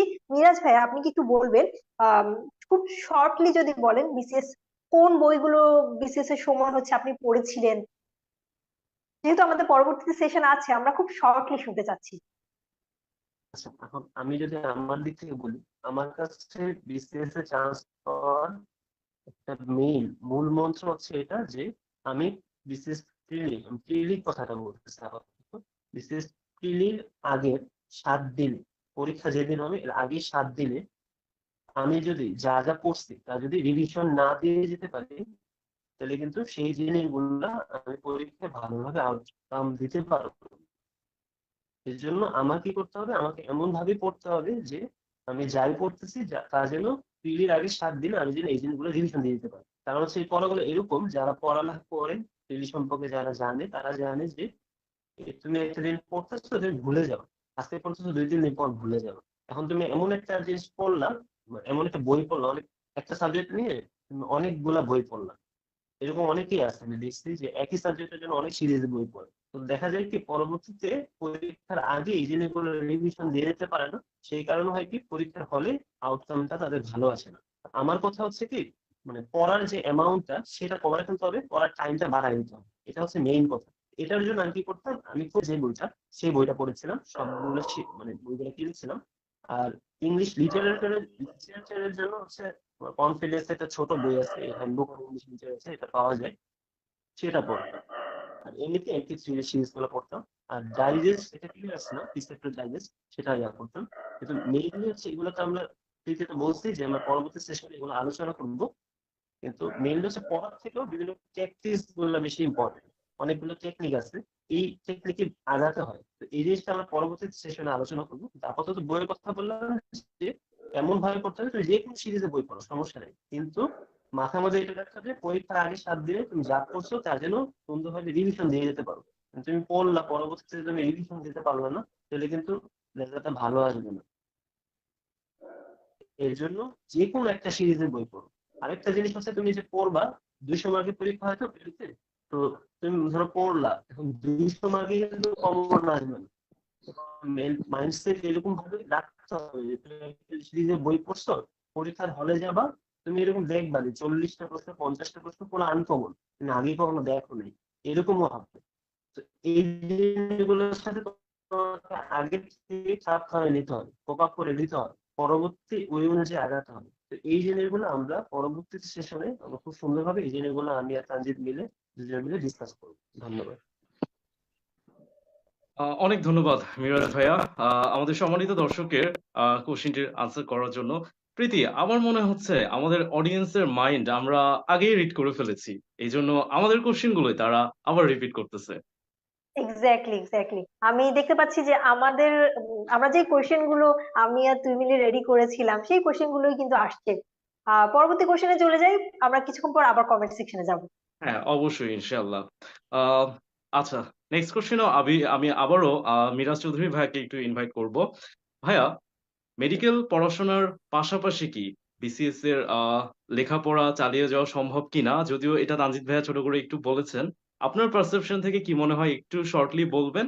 এবং বিসিএস কোচিংটা এইটা আসলে কতটা ইম্পর্টেন্ট, বা বিসিএস এ সিলেক্ট হওয়ার জন্য এটা আসলে কতটা ভ্যারি করে, এবং কোচিংটাও যদি করি আমরা তাহলে আসলে কোন সময়টা থেকে এটা স্টার্ট করা উচিত? মিরাজ ভাইয়া। ঠিক এই কোশ্চেনটাই হচ্ছে আমাদের কমেন্ট সেকশনে একজন করেছেন, কোচিং নিয়ে জানতে চেয়েছে। ধন্যবাদ। আমি সিরিয়ালি বলি, হ্যাঁ, মেডিকেলে হ্যাঁ ভাইয়া। পড়াশোনা পাশাপাশি কন্টিনিউ করা যাবে কিনা। আচ্ছা, এটা এই প্রশ্নের আনসার দেওয়ার আগে আমি তোমাদেরকে একটা জিনিস বলবো যে আমাদের মাথা থেকে একটা জিনিস সরে ফেলতে হবে। এটা হচ্ছে একটা মানে কমন একটা বায়াস। আমরা এই জিনিসটা ভাবি যে মেডিকেলি হয়তো বা অনেক পড়ালেখা, জেনারেল লাইনে এত পড়ালেখা নেই, আমরা জেনারেল লাইনে যারা যেটা পারবে আমরা হয়তো সেটা পারবো। এটা খুব ভুল একটা কথা, হ্যাঁ। হয়তো বা আমাদের পড়ালেখা কন্টিনিউয়াসলি আমাদের একটা পড়তে হয়, কিন্তু আমরা প্রফের আগে যেভাবে পড়ি, অন্যান্য জেনারেল লাইনে যারা আছে, মানে আমি যাদেরকে দেখেছি আমার ফ্রেন্ডদের, তো ওরা কিন্তু মোটামুটি ভালোভাবে পড়ালেখা করে। এমন না যে তুমি মেডিকেলে পড়তেছো দেখে আমি কিছু করতে পারবো না, এরকম না, সময় পাচ্ছি না, এরকম না। যদি জেনারেল লাইনে ওরা যদি পারে, আমাদেরকে কিন্তু পারতে হবে। এটা হচ্ছে 1 নম্বর কথা। আর তাদের তো বললি, আমি আমি যদি আমার ব্যক্তিগতভাবে বলি যে আমি আমার মেইন পড়ালেখাটা একদম বই কিনে যে পড়ালেখা করা, এই পড়ালেখাটা আমি শুরু করেছিলাম হচ্ছে ফাইনাল প্রফ দিয়ে। আমরা কিন্তু একটা গ্যাপ পাই, তাই না, ইন্টারনেটে জয়েন করার আগে মোটামুটি 1.5-2 মাসের মধ্যে একটা গ্যাপ পাওয়া যায়। তো আমি হচ্ছে ওই 1.5 থেকে 2 মাসের মধ্যে আমি তখন বই টই কিনি, তখন মোটামুটি পড়ালেখা শুরু করি। তো ইন্টারনেট ফাঁকে ফাঁকে, কাজ শিখার ফাঁকে ফাঁকে আমি ডেইলি কিছুক্ষণ করে পড়তাম। এটা হচ্ছে মানে মেইনলি একদম উঠে পড়া লাগে এরকম। এর মানে কিন্তু এই না যে আমি কিন্তু আগে কিছুই জানতাম না বিশ্লেষণ সম্পর্কে, এরকম কিন্তু না। আমার কথা হচ্ছে তোমরা যারা ফার্স্ট ইয়ার অনেকেই এরকম, বেশিরভাগ দেখা যায় যে ফার্স্ট ইয়ারে পরে সেকেন্ড ইয়ারে পরে এরকম যারা আছে তারা আমাকে নক করে বলে যে ভাই আমি ফার্স্ট ইয়ারে পড়তেছি, এখন থেকে কিভাবে কি করবো। ভাই আমার কথা হচ্ছে কি, আমি যেটা ছিলাম, আমি হচ্ছে যখন ফার্স্ট ইয়ারে যখন পড়তাম, তখন হচ্ছে আমি বিসিএস সম্পর্কে টোটালি আইডিয়া নেওয়া শুরু করছিলাম। তা আমি বিভিন্ন জায়গা থেকে ফেসবুক পেজ বলো, গ্রুপ বলো, ইউটিউব বলো, বিভিন্ন জায়গা থেকে প্রশ্নগুলো কিরকম আসে, প্রিলিতে কোন কোন সাবজেক্ট থেকে প্রশ্ন আসে, ইভেন রিটেন ভাইভাতে পর্যন্ত কিরকম টাইপের প্রশ্ন আসে, এই জিনিসগুলো সম্পর্কে টোটাল একটা আইডিয়া নিয়েই ফেলছিলাম। তো আমি হচ্ছে ফাইনাল ইয়ারে যাওয়ার আগে পর্যন্ত আমি মোটামুটি একটা আমার ধারণা হয়ে গেছিল যে আমার কি কি পড়তে হবে, কি কি পড়তে হবে না। এখন তুমি ধরো অনেকে এরকম যে অনেকে ভাবে যে ফাইনাল ইয়ারে উঠে আমি পড়ে ফেলবো, ফার্স্ট টাইমে হয়তো চান্স পেয়ে যাবো, এরকম কিন্তু নাও হতে পারে। এখন কিন্তু কম্পিটিশন অনেক বেড়ে গেছে। আমার কথা হচ্ছে তুমি আগে থেকে যদি তোমার পড়তেই হয়, আমার কথা হচ্ছে তোমার জিনিসটা আইডিয়া নিয়ে ফেলতে হবে। প্রিলিতে কিরকম প্রশ্ন আসে, রিটেনে কিরকম প্রশ্ন আসে, ভাইভাতে কিরকম প্রশ্ন আসে, কোন কোন জিনিসগুলো তোমার পড়তে হবে, কোন কোন জিনিসগুলো বাদ দিতে হবে, সেই জিনিসগুলো তোমাকে আগে থেকে আইডিয়া নিয়ে ফেলতে হবে। যখন পড়া শুরু করবা তখন যেন তুমি কনফিডেন্ট থাকো যে আমি একদম ঠিক লাইনে আগাচ্ছি, ঠিকভাবে পড়তেছি। এটা হচ্ছে মেইন কথা, এরকম ভাবে আগাইতে হবে। তো ফার্স্ট ইয়ার থেকে তোমরা এই জিনিসগুলো করতে পারো। বিভিন্ন রকম ইউটিউবে বিশেষ সম্পর্কে ডাটা কিন্তু অ্যাভেলেবল, তুমি যদি ইন্টারনেটে যাও, ইউটিউবে যাও, অ্যাভেলেবল এগুলো সম্পর্কে তুমি অনেক কিছু জানতে পারবে। তো এই জিনিসগুলো হচ্ছে তুমি যখন ইউটিউবে দেখবা, তখন দেখবা যে অনেকে এরকম ভাবে সাজেশন দেয় কি কি প্রশ্ন আসে না আসে, বিগত বছরের কোশ্চেন গুলো তুমি তখন থেকে দেখতে পারো। কিন্তু হ্যাঁ, মেইন কথা হচ্ছে এটা তোমার একাডেমিক পড়ালেখার জন্য হ্যাম্পার না হয়। আমার মনে হয় না যে মানে একাডেমিক পড়াতে এটা হ্যাম্পার হয়। তুমি যদি কিছু সময় যদি একটু জানাশোনার জন্য রাখো, আমরা তো এমনিতেই ফেসবুকে স্ক্রল করি, ইউটিউব ভিডিও দেখি, মোটামুটি এগুলো কাজের ভিডিও গুলো যদি আমরা দেখি যে মানে কিরকম টাইপের প্রশ্ন আসে, আমার কি কি জিনিস জানা উচিত, এই জিনিসগুলো। আর আমি হচ্ছে কি মানে ফার্স্ট ইয়ার থেকে সেকেন্ড ইয়ার থেকে আমি হচ্ছে এক একটা আর্টিকেল লিখতাম আর কি, বিভিন্ন টপিক নিয়ে। তো আমার কিন্তু ওইগুলাতে আমি বাংলা ব্লগে লিখতাম, ইংলিশ ব্লগে লিখতাম। তো এগুলো লেখার জন্য দেখা গেছে কি আমার বিভিন্ন বই পড়তাম, উপন্যাস পড়তাম, এগুলোর জন্য মোটামুটি একটা বেসমেন্ট ক্লিয়ার ছিল না। এখন তুমি হঠাৎ করে ধরো ফাইনাল ইয়ার থেকে পড়া শুরু করলাম, অনেকেরই কিন্তু এরকম ভাবে হয় না। বুঝছেন? ধরো অনেকে দেখা যায় যে ইন্টারনেট থেকে তো মোটামুটি কাজের একটা প্রেশার থাকে, ফ্যামিলি থেকে তখন একটা প্রেশার আসা শুরু করে অনেকে। তো আমার কথা হচ্ছে ফার্স্ট থেকেই তুমি আস্তে আস্তে ডেভেলপ করতে পারো। আর যদি খুব বেশি প্রয়োজন হয়, যে তানজিল যেটা বললো, ম্যাথ করতে পারো। ম্যাথ তো এমনিতে অনেক কাজে লাগে। আমি বেসিক্যালি সাজেস্ট করবো যারা টিউশনি করাও, তারা একটু টিউশন মানে যারা টিউশনি করাও না তারা একটু টিউশন করাতে পারো। টিউশনিতে স্পেশালি 9-10 যারা পড়ে, যারা 9-10 পড়ে ওদেরকে যদি পড়াও, পাশাপাশি তোমার ইনকামও হলো, প্লাস তোমার একটা বেসিক একটা ম্যাথ সম্পর্কে একটা ধারণা হলো। এটা হচ্ছে। আর দ্বিতীয় প্রশ্ন যেটা যে কোচিং এর ব্যাপারটা, আমি যদি অনেস্টলি বলি ভাইয়া, আমি প্রিলি রিটেন ভাইভা কোনোটার জন্য কোনো রকম কোনো কোচিং করিনি। হ্যাঁ, আমি ব্যক্তিগতভাবে কোনো কোচিং করিনি এবং বিশ্বাসী না আর কি। কারণ হচ্ছে আমার কাছে মনে হয় যে কোচিংটার থেকে বেশি ইম্পর্টেন্ট হচ্ছে তুমি কিভাবে পড়াটা কমপ্লিট করতে পারবে। কোচিং এর যে ব্যাপারটা হচ্ছে কি, হচ্ছে তোমাকে একটা শিডিউল দিয়ে আজকে বলে দিল যে বাংলার মধ্যযুগের উপর একটা পরীক্ষা হবে কালকে, পরশুদিন। তুমি কি করবা, 2 দিন ধরে শুধু মধ্যযুগই পড়বা। আর আমি হচ্ছে এই এই আইডিয়াটা আমার ভালো লাগে। হয়তো বা এক একজন এক এক রকম। আমি হচ্ছে কখনো এক জিনিস নিয়ে সারাদিন পড়ে থাকতাম না। আমি হচ্ছে প্রতিদিনই প্রত্যেকটা সাবজেক্টে এরকম ভাবে কাজ করার ট্রাই করতাম। কারণ এই পড়াগুলো সাধারণত মনে থাকে না। তুমি ধরো একজন ছেলে, সে মধ্যযুগ নিয়ে পড়ে গেছে, বাংলা সাহিত্যের মধ্যযুগ নিয়ে পড়ে গেছে।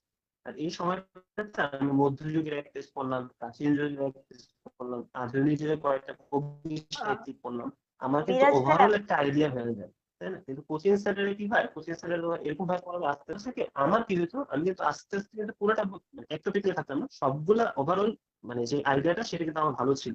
এখন যদি এরকম হয় যে আমাকে যদি কেউ একটা প্রশ্ন মানে কোচিং থেকে বলে যে তুমি একটা কোচিং, হ্যাঁ যদি কথা শোনা যাচ্ছে আমার, আচ্ছা, এখন যদি হ্যাঁ এরকম ভাই হতো এখন যে ঠিক আমাকে আছে। কোচিং থেকে বললো যে কোন একটা সাবজেক্ট থেকে, তো আমি এরকম ভাবে পড়তাম যে আমি যদি পরীক্ষা দিতে যেতাম তখন দেখা যেত কি মানে আমি ফুল পরীক্ষাটা দিলেও আমি কম নাম্বার পাইতাম। কিন্তু যদি এরকম হবে এরকম যদি হইতো যে ফুল টোটাল যেভাবে পরীক্ষা হয় 200 নম্বরের যে পরীক্ষাটা সবগুলো সাবজেক্ট মিলিয়ে ওইরকম ভাবে যদি পরীক্ষা হয়, তখন দেখা যেত আমার ওভারঅল মার্কটা কিন্তু আমার বেশি আসবে। আমি কোচিং এ যাইনি, আমি এটা বলতেছি যে এরকম যদি হইতো আমার এটা বেশি আসবে, কারণ কি আমি ওভারঅল আইডিয়াটা রাখি।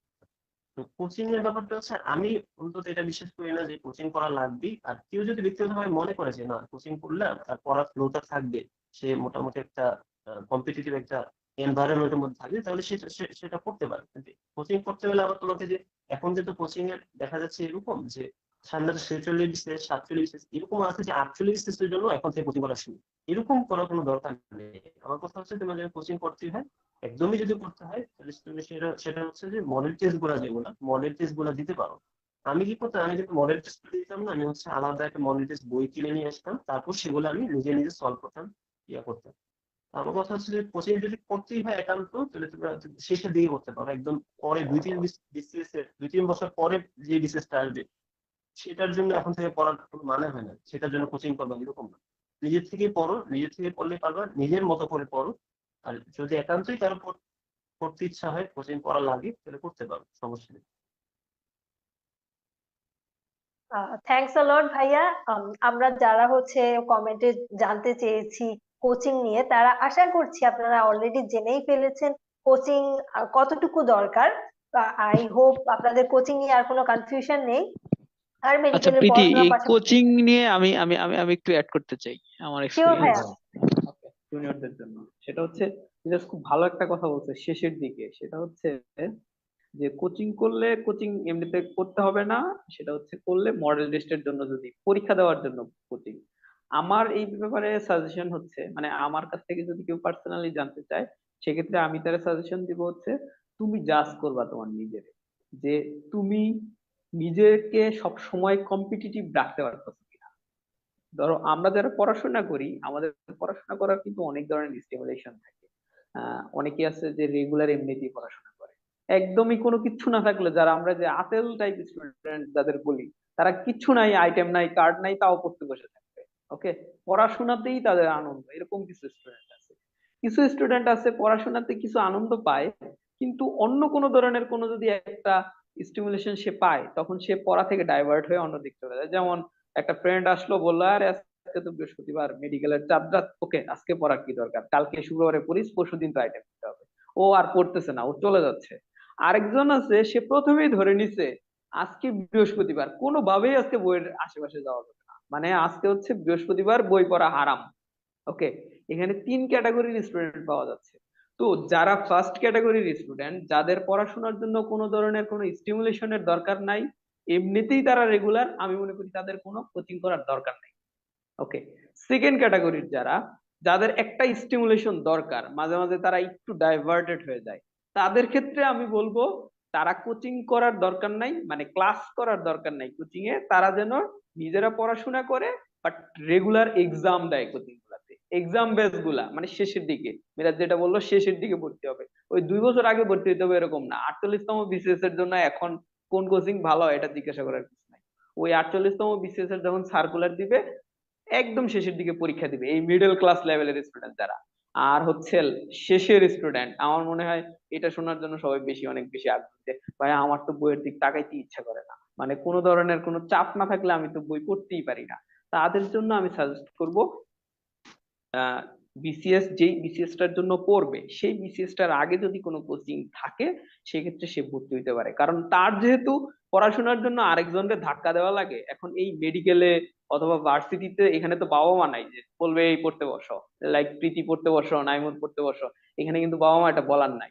এখানে প্রীতি নাইমুরের নিজে থেকেই পড়তে হবে, বা তানজিদের বা মিরাজের। ওকে, তো এখন যেহেতু তানজিদ, প্রীতি, নাইমুর তারা নিজেরা পড়তে বসে না, একজনের তো একটা স্টিমুলেশন দরকার, অথবা অন্য কাউকে দেখলে যদি পড়াশোনা হয়, সেই জন্য তারা কি করবে, কোচিং এ যাবে। কোচিং এ গেলে কি কি হবে, তারা মেডিকেল, ভার্সিটি, তারপরে অন্যান্য বিভিন্ন লেভেলের নিজেদের সিনিয়র জুনিয়র অনেককে দেখবে।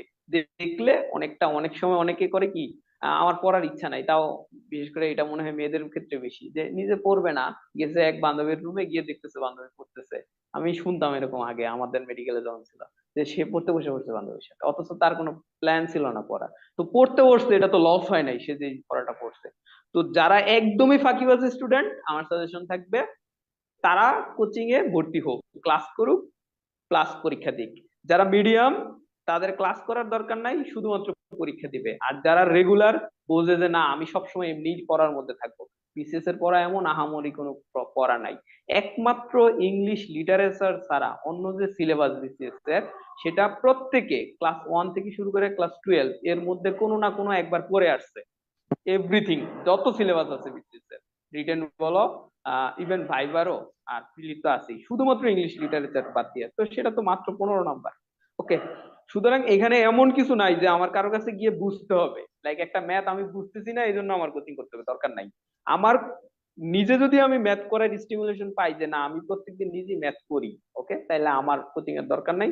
যদি এরকম হয় যে না আমার ম্যাথ করতে বসতে ভাল লাগে না, আমার হচ্ছে মুভি দেখতে ভালো লাগে, আমি মাঝে রেগুলার না পড়াশোনায়, সেক্ষেত্রে তার কোচিং এ একটা পরীক্ষা দেওয়া উচিত, অন্তত পরীক্ষার জন্য হলেও কিছু পড়াশোনা হবে। ওকে। থ্যাংক ইউ ভাইয়া, আপনি মিরাজ ভাইয়ের সাথে অনেক সুন্দরভাবে আমাদেরকে হচ্ছে অ্যাড করে অনেক কথা বলেছেন। আশা করছি একদম ডিফারেন্ট ডিফারেন্ট স্টেজের স্টুডেন্টরা বুঝে গিয়েছেন কোচিং আসলে কাদের দরকার, বা হচ্ছে আপনি কিভাবে আপনাকে পড়াশোনার মধ্যে রাখবেন। এখন আম, ওই যে কিছুক্ষণ আগে যেটা বললাম, আমরা আপনাদের মাইন্ড মেবি রিড করে ফেলতে পেরেছি। ফারিয়া ইসলাম নামে একজন কমেন্ট করেছেন, এই কোশ্চেনটাই আমি এখন তানজিদ ভাইয়াকে করতাম। ভাইয়া দেখা যায় আম, একটা স্টুডেন্ট যখন 5 বছর পড়াশোনা করে, 5 বছর ধরে বিডিএস পড়তে থাকে, তারপর গ্রাজুয়েশন কমপ্লিট হলে তার ফ্যামিলি একটা এক্সপেকটেশন থাকে। বাংলাদেশের পার্সপেক্টিভে বেশিরভাগ ফ্যামিলি কিন্তু এক্সপেক্ট করে তখন একটা আর্নিং সোর্স কিন্তু তার ওই পার্সনটা থেকে আসবে। তো এই সময়ে যখন 2-3 বছর বিসিএস, সবার তো আর আপনাদের মতো খুব ভালো লাক থাকে না, অনেকের লাক অনেকটা টাইম নিয়ে সাড়া দেয়। তাদের ক্ষেত্রে এই যে 2-3 বছরের একটা জার্নি, এই টাইমটাতে কিভাবে আসলে ফ্যামিলিকে সাপোর্ট দিবে? তানজিদ ভাইয়া, আপনাকে এই প্রশ্নটা করছি। মিলিয়ন ডলার কোশ্চেন, ফ্যামিলি কিভাবে বুঝাবো? ওকে, এটার ক্ষেত্রে বাংলাদেশের পার্সপেক্টিভটা চিন্তা করতে হবে। আমরা যারা মিডল ক্লাস ফ্যামিলি, মানে ছেলে মেয়ে বা মিডল ক্লাস লেভেলের মানুষ সবকিছুতেই, ওকে, আমাদের ক্ষেত্রে হয় কি, যে যত নীতি কথাই বলুক না কেন, আমাদের ফ্যামিলি আমাদেরকে পড়াশোনা করায়, আমাদেরকে টাকা কামানোর মেশিন বানানোর জন্য পড়াশোনা করায়। কেউ এটাতে দুই একটা ফ্যামিলি বাদ থাকতে পারে, আমি জানি না, বাট ইনক্লুডিং মাই ফ্যামিলি আমি জানি বাংলাদেশের 95% ফ্যামিলি পোলাপানকে এই জন্য পড়াশোনা করায় যে ওরা এক একজন টাকা কামানোর মেশিন হবে, সেই মেশিন বাবা মারে ইনকাম করে দিবে এটা এক্সপেক্ট করে না সব বাবা মা, নিজের জন্যই মেশিন হবে, মানে নিজের ফ্যামিলির জন্য, নিজের ভবিষ্যতের জন্য। তো এটাতে হয় কি, আমাদের বাবা মারা খুব ভালো, অন্য জায়গা থেকে, বাইরের দেশ থেকে, বিদেশে দেখা যায় যে একটা নির্দিষ্ট এজের পরে আর আর খরচটা ওরকম করে দিচ্ছে না, নিজেরই ইনকাম করে পড়াশোনা করতে হয় ভার্সিটি পড়াশোনাতে। কিন্তু আমাদের বাবা মাদের ধৈর্য মনে হয় আরেকটু বেশি দিয়ে দিচ্ছে আল্লাহ, ওই যে গ্রাজুয়েশন পর্যন্ত তারা নিজের খুব চেপে রাখে, মানে ইনকাম করতে বলবো ছেলের এটা বলে না, বা মনে করে পড়াশোনার তো খুব হ্যাম্পার হবে, এই হবে ওই হবে, এগুলা বলে না। কিন্তু যেই গ্রাজুয়েশনটা শেষ হয়ে যায় তখন আমরা একটা ভিন্ন চিত্র দেখতে পাই বাবা মাদের কাছ থেকে, তার এক্সপেক্ট করতে থাকে, আমাদের আত্মীয় স্বজনরা এক্সপেক্ট করতে থাকে, এবার তো গ্রাজুয়েশন শেষ করাই দিলাম, সুতরাং ইনকাম করো, ইনকাম করো। আত্মীয় স্বজনরা এক্সপেক্ট করে, ইনকাম করে না কেন, জিজ্ঞাসা করে মার কাছে গিয়ে, আচ্ছা আপনার ছেলে তো এবার মেডিকেল থেকে বের হয়ে গেল, পাশ করে ঢাকা ইউনিভার্সিটি থেকে বের হয়ে গেল, বুয়েট থেকে বের হয়ে গেল ইঞ্জিনিয়ার হয়ে, কি করতেছে, কয় টাকা বেতন পাচ্ছে? এটা কিন্তু আমাদের বাবা মাদের প্রেশার দেয়। তো এই সময়টাতে যদি কেউ বিসিএস প্রিপারেশন নিতে চায়, বিসিএস যদি কেউ ফার্স্ট টাইম বিসিএস হয়, যেমন এই যে আলহামদুলিল্লাহ আমার মিরাজ দুইজনেরই ফার্স্ট টাইম বিসিএস, কিন্তু আমরা কিন্তু প্রিলিমিনারি এক্সামটা দিছি 2021 সালের অক্টোবর মাসে, আমাদের ফাইনাল রেজাল্টটা আসলো কবে, 2022 সালের 26 ডিসেম্বর। লম্বা একটা জার্নি, এখনো আমাদের জয়েনিং হয় নাই, মাঝখানে পুলিশ ভেরিফিকেশন আছে, আরো মেবি 6 মাস লাগবে। এই সময়টাতে কিভাবে ম্যানেজ করতে হবে, এই জন্য মিরাজ একটা খুব ভালো কথা বলছে, আমি এখানে অ্যাড করব, সবারই উচিত কিছুটা হলেও সেলফ সাফিসিয়েন্ট হওয়া। স্টুডেন্ট লাইফে যেই সময়টাতে মানে আমরা স্টুডেন্ট থাকি, ওই সময় সবার উচিত কিছু কম বেশি টিউশনি করানো, টিউশনি করাইলে পড়াটাও হবে, বিশেষ করে 9-10 এর টিউশনি করানো। ইন্টারমিডিয়েট আমি এখানে ডিসকাস করব, টাকা কামানোর জন্য হইলে কেউ ইন্টারমিডিয়েট করতে পারে, বাট যদি পড়াশোনার হেল্প চায় সে যেন 8-9-10 এইগুলার ম্যাথ, ইংলিশ, বাংলা এই সাবজেক্ট গুলা টিউশনি করায়, তাহলে টাকাও কিছুটা ইনকাম হবে। আর একটা হচ্ছে কি হবে, উম, উম, পড়াশোনা হবে। এটা একটা অপশন। সেকেন্ড অপশন হচ্ছে যারা সরকারি মেডিকেল কলেজের, তারা তো ইন্টার্নির সময় 1,80,000 টাকা পায়। আমি শিওর 1,80,000 টাকা 12 মাসে খরচ হয় না, কেউ যদি বেহুদা খরচ না করে, বেহিসাবি খরচ না করে। নর্মাল সময়ে যদি স্টুডেন্ট লাইফে যদি 5,000 6,000 টাকা দিয়ে টোটাল সব হয়ে যায় একটা মাস, তাহলে ইন্টার্নের সময় তার লাইফে কি এমন চেঞ্জ আসে যে তার 15,000 টাকা লাগবে, সেখান থেকে 5,000 টাকা করে সেভ করুক একজন, তাহলে তো 60,000 টাকা সেভ হয়। ওকে, তাহলে এইখানে 60,000 টাকা টিউশনি কিছু টাকা। ওকে, এইগুলা কিন্তু সে চাইলে অ্যাড করতে পারে। অনলাইন বিজনেস টিজনেস আছে, অনেকে করে। তো কিছু টাকা আমার মতে প্রথমে ইনকাম করে রাখা উচিত সবার। এই যে আমি যে 1 বছর 2 বছর প্রিপারেশন নিব, এটা চিন্তা করে। সেকেন্ড, বাবা মারে যেটা ম্যানেজ করতে হবে। তোমাদের মেইন কোশ্চেন তো হচ্ছে বাবা মাকে কেন, কিভাবে ম্যানেজ করবো। আচ্ছা, আমি নিজে কিছু ব্যালেন্স আমার কাছে রেখে নিলাম, দেন বাবা মারে যেটা বুঝতে হবে, মানে আমি আমার বুদ্ধিটা বলি আর কি, তোমরা তোমাদেরটা অন্যভাবে চিন্তা করতে পারো। বাবা মা তো আমাদের, আমরা 16 বছর পড়াশোনা করানোর জন্য ওয়েট করছে, 12 বছর 12 পর্যন্ত, এরপরে 4 বছর বা 5 বছর গ্রাজুয়েশন। তাইলে বাবা মাকে এটা বুঝাইতে হবে যে দেখো বা দেখেন, আপনি আমার পিছনে 16 বছর সময় পড়াশোনা করানোর জন্য টাইম দিচ্ছেন, আর 2টা বছর দিলে কি এমন আহামরি চেঞ্জ হয়ে যাবে। আর 2টা বছর দেন। 16 বছর পর্যন্ত তো আমার উপর বিশ্বাস রাখছেন, আর 2টা বছর আমার উপর ইনভেস্ট করেন। এই 2 বছর বা এই 2.5 বছর একটু প্লিজ আমারে আমার মতো করে চিন্তা করতে দেন, আমার মতো করে পড়তে দেন। আর বিসিএস দিবে এটা যদি শোনে, আমি বিশ্বাস করি বাংলাদেশের সব বাপ মা খুশিই হবে যে ছেলে বিসিএস এর জন্য পড়তেছে, মেয়ে বিসিএস এর জন্য পড়তেছে, তারা সাপোর্টই করবে। মেন্টালি তো সাপোর্ট দিবেই, ফিনান্সিয়ালি অনেকে সাপোর্ট দিতে পারে। এই, তবে বুঝাইতে হবে যে এই জিনিসটা, সেটা হচ্ছে আমারে যদি আপনি 16 বছর সময় দিচ্ছেন, আর 2 থেকে 2.5 বছর সময় দেন, তাইলে আমার অনেক ভালো একটা প্রসপেক্ট আশা করতে পারি আমি ভবিষ্যতে। ডাক্তার তো আমি হইছি, বা ভার্সিটি থেকে পাশ করলে গ্রাজুয়েশন তো আমার হয়েছেই। এখন যদি আমি জবে ঢুকে যাই, তাহলে হবে কি, আমার ইনকাম বলি, জব সিকিউরিটি বলি, একটা প্রাইভেট এই কোনো কোম্পানিতে, বা ডাক্তাররা যদি প্র্যাকটিস শুরু করে দেয় অথবা প্রাইভেট কোনো জায়গায়, তাহলে ইনকামটা কিন্তু একটা নির্দিষ্ট লেভেলে থাকবে। কোনোদিনই ওই যে আমরা যে হিসাব করি যে অনেক অনেক ইনকাম করব, 6 ডিজিট ইনকাম করব, এটা কিন্তু আর হবে না।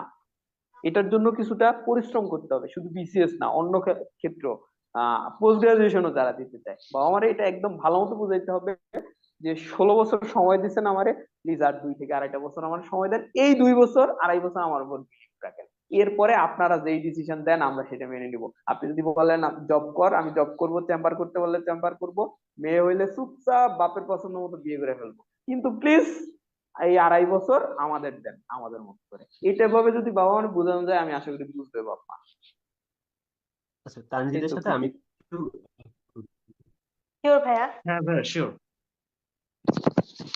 তানজিদের কথা একদম ঠিক। মানে যেহেতু আমাদের এই যে তানজিদ ফার্স্টে বলছিল যে ফার্স্টে আমাদের সার্কুলার দিয়েছে হচ্ছিল 2020 সালে, আমাদের রেজাল্টটা দিচ্ছে হচ্ছে 2023 সালে ডিসেম্বর। তার মানে মাঝখান থেকে তো 3 বছর নাই হয়ে গেছে।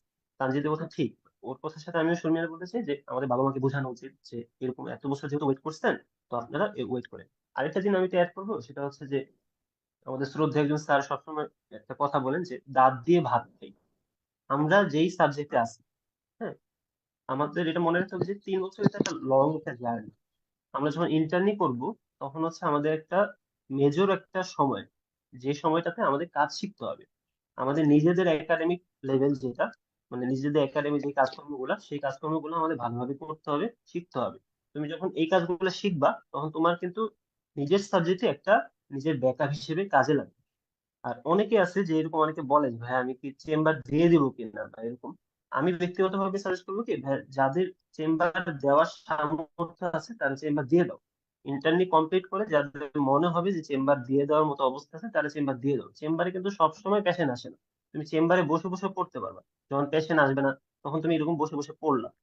ওইরকম ভাবে নিজের নিজের যে ক্যারিয়ারটা, নিজের যে সাবজেক্ট, সেখান থেকে কিন্তু তুমি ইনকাম করতে পারো। এবং তানজিদের সাথে আমি যখন কথা বলেছিলাম, তানজিদ দেখতাম যে তোমার বিভিন্ন স্যারদেরকে বলে রাখতো যে ওটিতে অ্যাসিস্ট করার জন্য স্যারদেরকে বলতো। এটা কিন্তু একটা তোমার একটা প্লাস পয়েন্ট, যে তুমি এরকম স্যারদেরকে, যারা এরকম ওএমএস এর স্যাররা আছেন, তাদেরকে বলে রাখবা যে স্যার কোনো বড় সড়ো কোনো অপারেশন হলে আমাকে ডাক দিয়ে আমি গিয়ে ওটি অ্যাসিস্ট করবো, তখন স্যাররা তোমাকে টাকা দিবে। তো এরকম ভাবে কিছু কিছু ইনকামের সোর্স তোমার মানে যদি রাখো, মানে এটাতে কিন্তু তোমার পড়ালেখা খুব একটা হ্যাম্পার হবে না। ফারিয়া ইসলাম কোশ্চেনটা করছে, ধন্যবাদ। এটা খুব সুন্দর একটা কোশ্চেন, এই কোশ্চেনটা সবারই জন্য এটা একটা দরকার, এটা বাংলাদেশের প্রেক্ষিতে এটা খুবই ইম্পর্টেন্ট একটা কোশ্চেন। ধন্যবাদ। থ্যাংক ইউ সো মাচ ভাইয়া। আহ, এবারও আমি আরেকটু মিরাজ ভাইয়ের কাছে আসতে চাই তানজিদ ভাইয়ের কথায় $1,000,000 একটা কোশ্চেন নিয়ে। আহ, ঠিক আছে, আর দর্শকদেরকে আমি রিকোয়েস্ট করব যে হ্যাঁ, আপনাদের যদি আরো স্পেসিফিক বিসিএস জার্নি নিয়ে কোনো কোশ্চেন থাকে আপনারা অবশ্যই কমেন্ট সেকশনে লিখে ফেলুন। আমরা এই কোশ্চেনের পরেই আবার কমেন্ট সেকশনে ব্যাক করবো ইনশাল্লাহ। মেরাজ ভাইয়া, ডাক্তাররা কি জেনারেল বিসিএস দিতে পারবে কিনা? যদি পারে তাহলে সেখানে আসলে ডাক্তারদের জন্য সফলতার হার কিরকম? আর যদি সে ক্যাডার চেঞ্জই বা করে, তো এই যে মেডিকেল প্রফেশনটা ছেড়ে যাওয়া, এইটা আসলে কতটুকু যুক্তিযুক্ত? মেরাজ ভাইয়া। ধন্যবাদ নাইমুর, এটা খুব সুন্দর একটা প্রশ্ন। আমি যদি আমার আমার দিক থেকে বলি যে আমি যখন ফার্স্টে যখন ডেন্টালে ভর্তি হই, তখন হচ্ছে আমার মানে আমার প্রফেশন আমার ভালো লাগতো না। আমার ডেন্টিস্ট একদমই ভালো লাগতো না। তো আমি খুব হতাশ হয়ে যেতাম, বুঝছো? আর মানে অনেক সিনিয়র ভাই ওদের থেকেও দেখতাম, প্লাস ব্যাচমেটরা অনেক হতাশার কাহিনী বলতো। আমি খুব হতাশ হয়ে যেতাম। তখন আমার মনের মধ্যে মানে একটা প্রশ্ন ছিল যে আমি এই প্রফেশন থাকবো না, এই প্রফেশন ছেড়ে চলে যাবো। তো এই প্রশ্নটা, তোমার প্রশ্নটা সুন্দর, এই প্রশ্নটার জন্য আমি একটু একটু টাইম নেবো। এটা বলবো যে মানে যারা যারা জেনারেলি বা নিজের প্রফেশনটা চেঞ্জ করতে চাও, তাদেরকে এটা আমি বলি, আমি যেহেতু আমি নিজেই এটা সাফার করে আসছি সেই জন্য বলতেছি। সেটা হচ্ছে যে তুমি এখন ধরো মেডিকেলে ফার্স্ট ইয়ারে পড়ো বা সেকেন্ড ইয়ারে পড়ো, তুমি এখন কিন্তু তুমি ডিসিশন নিতে পারবা না যে তোমার ডেন্টাল ভালো লাগে কি লাগে না। তুমি তখনই ডিসিশন নিতে পারবা যখন তুমি কাজ করবা, যখন তুমি পেশেন্টের গায়ে হাত দিবা। ফার্স্ট ইয়ারে আমরা যখন মানে অ্যানাটমি করি, অ্যানাটমি খুব কঠিন একটা সাবজেক্ট ছিল। এখন তুমি যদি অ্যানাটমি পড়ে তুমি যদি ভাবো না আমার দ্বারা মেডিকেল হবে না, মেডিকেল আমার জন্য না, তাহলে কিন্তু তুমি ভুল ডিসিশন নিবে। আমার কথা হচ্ছে তুমি পড়তে থাকো, যা পড়বে বুঝে বুঝে পড়ো, দেখো তোমার ভালো লাগে কিনা। এরপর আস্তে আস্তে তুমি ইন্টার্নশিপে যাও, ইন্টার্নিতে ঢুকো, পেশেন্টের গায়ে হাত দাও, ক্লিনিক্যাল কাজগুলো করো। ক্লিনিক্যাল কাজগুলো যখন করবা, 2-3 মাস ধরে যখন তুমি ক্লিনিক্যাল কাজ করতেছো, পেশেন্টের গায়ে হাত দিচ্ছ, তাদের ট্রিটমেন্ট করতেছো, তখনও যদি তোমার ভালো না লাগে, তখনও যদি তুমি ফিল করো যে আমার এই প্রফেশনটা ভালো লাগতেছে না, তখন তুমি ডিসিশন নাও যে না, এখন আমার জন্য এই প্রফেশনটা চেঞ্জ করে অন্যান্য প্রফেশনে হয়তো বা যাওয়াটা ভালো হবে। এখন অন্যান্য প্রফেশনে যাওয়া যায় কিনা? হ্যাঁ, অবশ্যই যাওয়া যায়। জেনারেল বিসিএস থেকে এই এখন আমরা যে বিসিএস টা দিলাম, যেটা হচ্ছে আমার বিসিএস এ, তো ডেন্টাল থেকে কিন্তু অনেকেই কিন্তু ভালো ভালো অন্যান্য জেনারেল ক্যাডারে গিয়েছে। আমাদের মেডিকেল থেকেই, আমি যদি ওসমানী মেডিকেলের কথাই বলি, শুধু এখান থেকে আমার একজন সিনিয়র একজন ভাইয়া, উনি হচ্ছে নির্বাহী ম্যাজিস্ট্রেট হিসেবে, নির্বাহী এডমিন ক্যাডারে চান্স পেয়েছে আর কি, নির্বাহী ম্যাজিস্ট্রেট হিসেবে। আরেকজন হচ্ছে আমার ব্যাচমেটই, সে আবার পুলিশ ক্যাডারে চান্স পেয়েছে। এটা হচ্ছে কি, তোমার যখন চয়েস দিবা, যখন বিসিএস টা তোমার সামনে আসবে, সার্কুলার আসবে, তখন এটা হচ্ছে চয়েসের উপর ডিপেন্ড করে। তখন তুমি নিজে যে যখন তুমি ইন্টার্নশিপে চলে গেছো, তুমি দেখতেছো তোমার ভালো লাগতেছে না, না তুমি একদম ডিসিশন নিয়ে ফেলছো যে না তুমি এই ক্যাডারে থাকবা না, তখন হচ্ছে তুমি ক্যাডার চয়েস দিবা। বোথ বোথ ক্যাডারে তুমি অ্যাপ্লাই করো।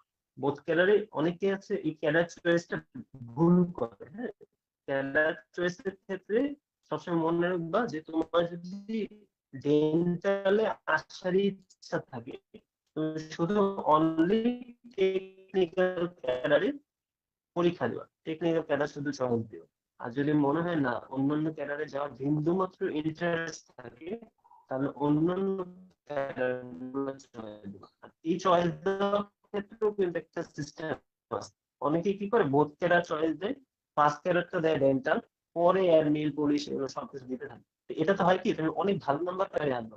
এটা তো তোমার দরকার নাই। তুমি যদি ডেন্টালে থাকতে চাও, তাহলে শুধুমাত্র তুমি ডেন্টাল ক্যাডার, টেকনিক্যাল ক্যাডারে পরীক্ষা দাও। আর যদি অন্যান্য লাইনে যদি চলে যেতে চাও, জেনারেল লাইনে, তাহলে ওইরকম ভাবে ক্যাডার চয়েস দাও, অ্যাডমিন পুলিশ ট্যাক্স কাস্টম, তোমার যেরকম ভাবে ভালো লাগে ওইরকম ক্যাডার সুইচ করে অন্য ক্যাডার যেতে পারো, যে প্রফেশন সুইচ করে অন্য প্রফেশনে চলে যেতে পারো। এখন একটা প্রশ্ন আছে যে বিসিএস ছাড়া কি অন্যান্য জায়গায় যাওয়া যায় কিনা? হ্যাঁ, আমাদের profession খুব রয়্যাল একটা job।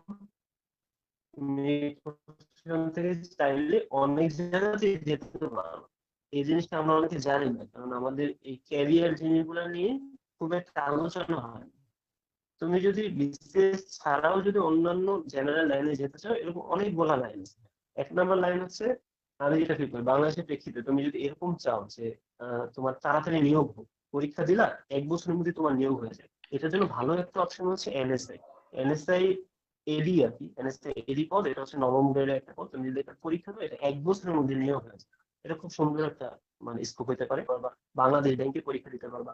এছাড়াও তোমার সমন্বিত ব্যাংকে সিনিয়র অফিসার হিসেবে পরীক্ষা দেওয়া যায়। পুলিশে, হ্যাঁ, পুলিশে অনেকগুলা তোমার মানে ডেন্টাল থেকেও কিন্তু অনেকজন নিয়োগ দেওয়া আছে অ্যাসিস্ট্যান্ট ডেন্টাল সার্জন হিসেবে। পুলিশেও নিয়োগ দেওয়া আছে। আমি ওই দিন আমাদের ফ্রেন্ডদের সাথে বুয়েটে গেলাম, হ্যাঁ, বুয়েটের ক্যাম্পাসে ঘুরতে গেলাম। তো বুয়েটের ক্যাম্পাসে গিয়ে আমি এরকম খোঁজ খবর নিলাম যে বুয়েটের পর্যন্ত এরকম ডেন্টালের জন্য, শুধুমাত্র ডেন্টিস্টদের জন্য একটা আলাদা একটা পোস্ট আছে। কিন্তু আমরা কিন্তু এই জিনিসগুলো জানি না। এইগুলোর জন্য তো চোখ খোলা রাখতে হবে। কোন কোন জায়গাতে তুমি যেতে পারো, ওই জায়গাগুলো খোলা রাখতে হবে, মানে জানতে হবে।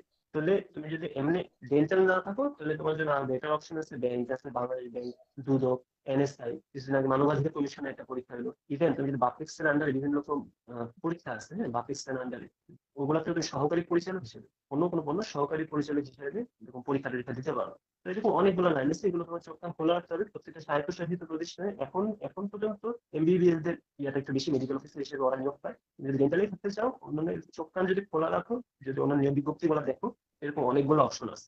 তো হতাশ হওয়ার বিষয় নেই। ধন্যবাদ। আহ, অসংখ্য ধন্যবাদ ডক্টর মেরাজ চৌধুরী ভাইয়াকে।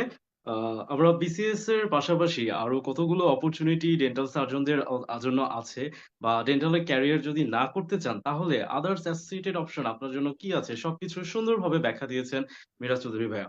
আমরা এইবার একটু কমেন্ট সেকশনে অডিয়েন্সের কাছে যেতে চাই।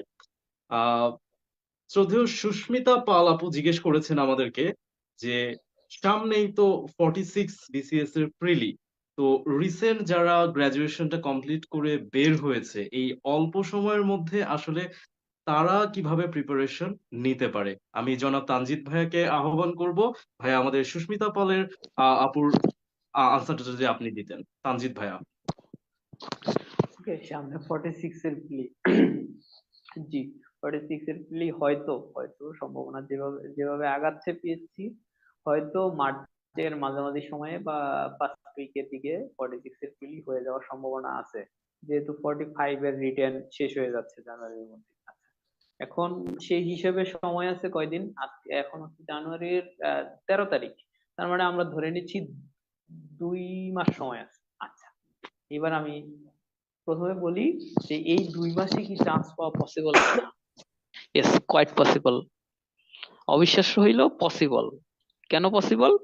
কারণ হচ্ছে আমি কিন্তু একবার বললাম যে বিসিএস এর আমরা যে সমস্ত পড়াশোনা পড়তেছি, এখানে শুধুমাত্র ইংলিশ লিটারেচার বাদে 15 নম্বর যে প্রিলি নাম্বারটা আর কি, এই বাদে আর এমন একটা কোশ্চেনও নাই যেটা আপনি কোনো না কোনো সময়, ইন্টারন্যাশনালের কিছু কোশ্চেন থাকতে পারে এর বাইরে, আপনি কোনো না কোনো এক সময় পড়ে না আসছেন। সুতরাং আপনি যদি আপনার ক্লাস 1 থেকে ক্লাস 12 পর্যন্ত ফাঁকি না দিয়ে আসেন, ওই সময়ের যে পড়া, ওই পড়া যদি আপনি বুঝে বুঝে পড়ে আসেন, বাংলা, ইংরেজি, সমাজ বিজ্ঞান, তারপরে হচ্ছে এখন যেটা বাংলাদেশ বিষয়াবলী, তারপরে ম্যাথ, সায়েন্সের হইলে physics, chemistry, okay, what ever, যারা অন্যান্য ইয়েতে, যেমন কেউ যদি আপনার আর্টসে থাকেন তাইলে ভূগোল, এগুলা যারা পড়ে আসছেন ঠিকঠাক মতো, যায় যেটা যখন পড়ার কথা ছিল, তাইলে আপনার জন্য কোয়াইট পসিবল 2 মাসের মধ্যেই চান্স পাওয়া। আপনার যেটা করতে হবে,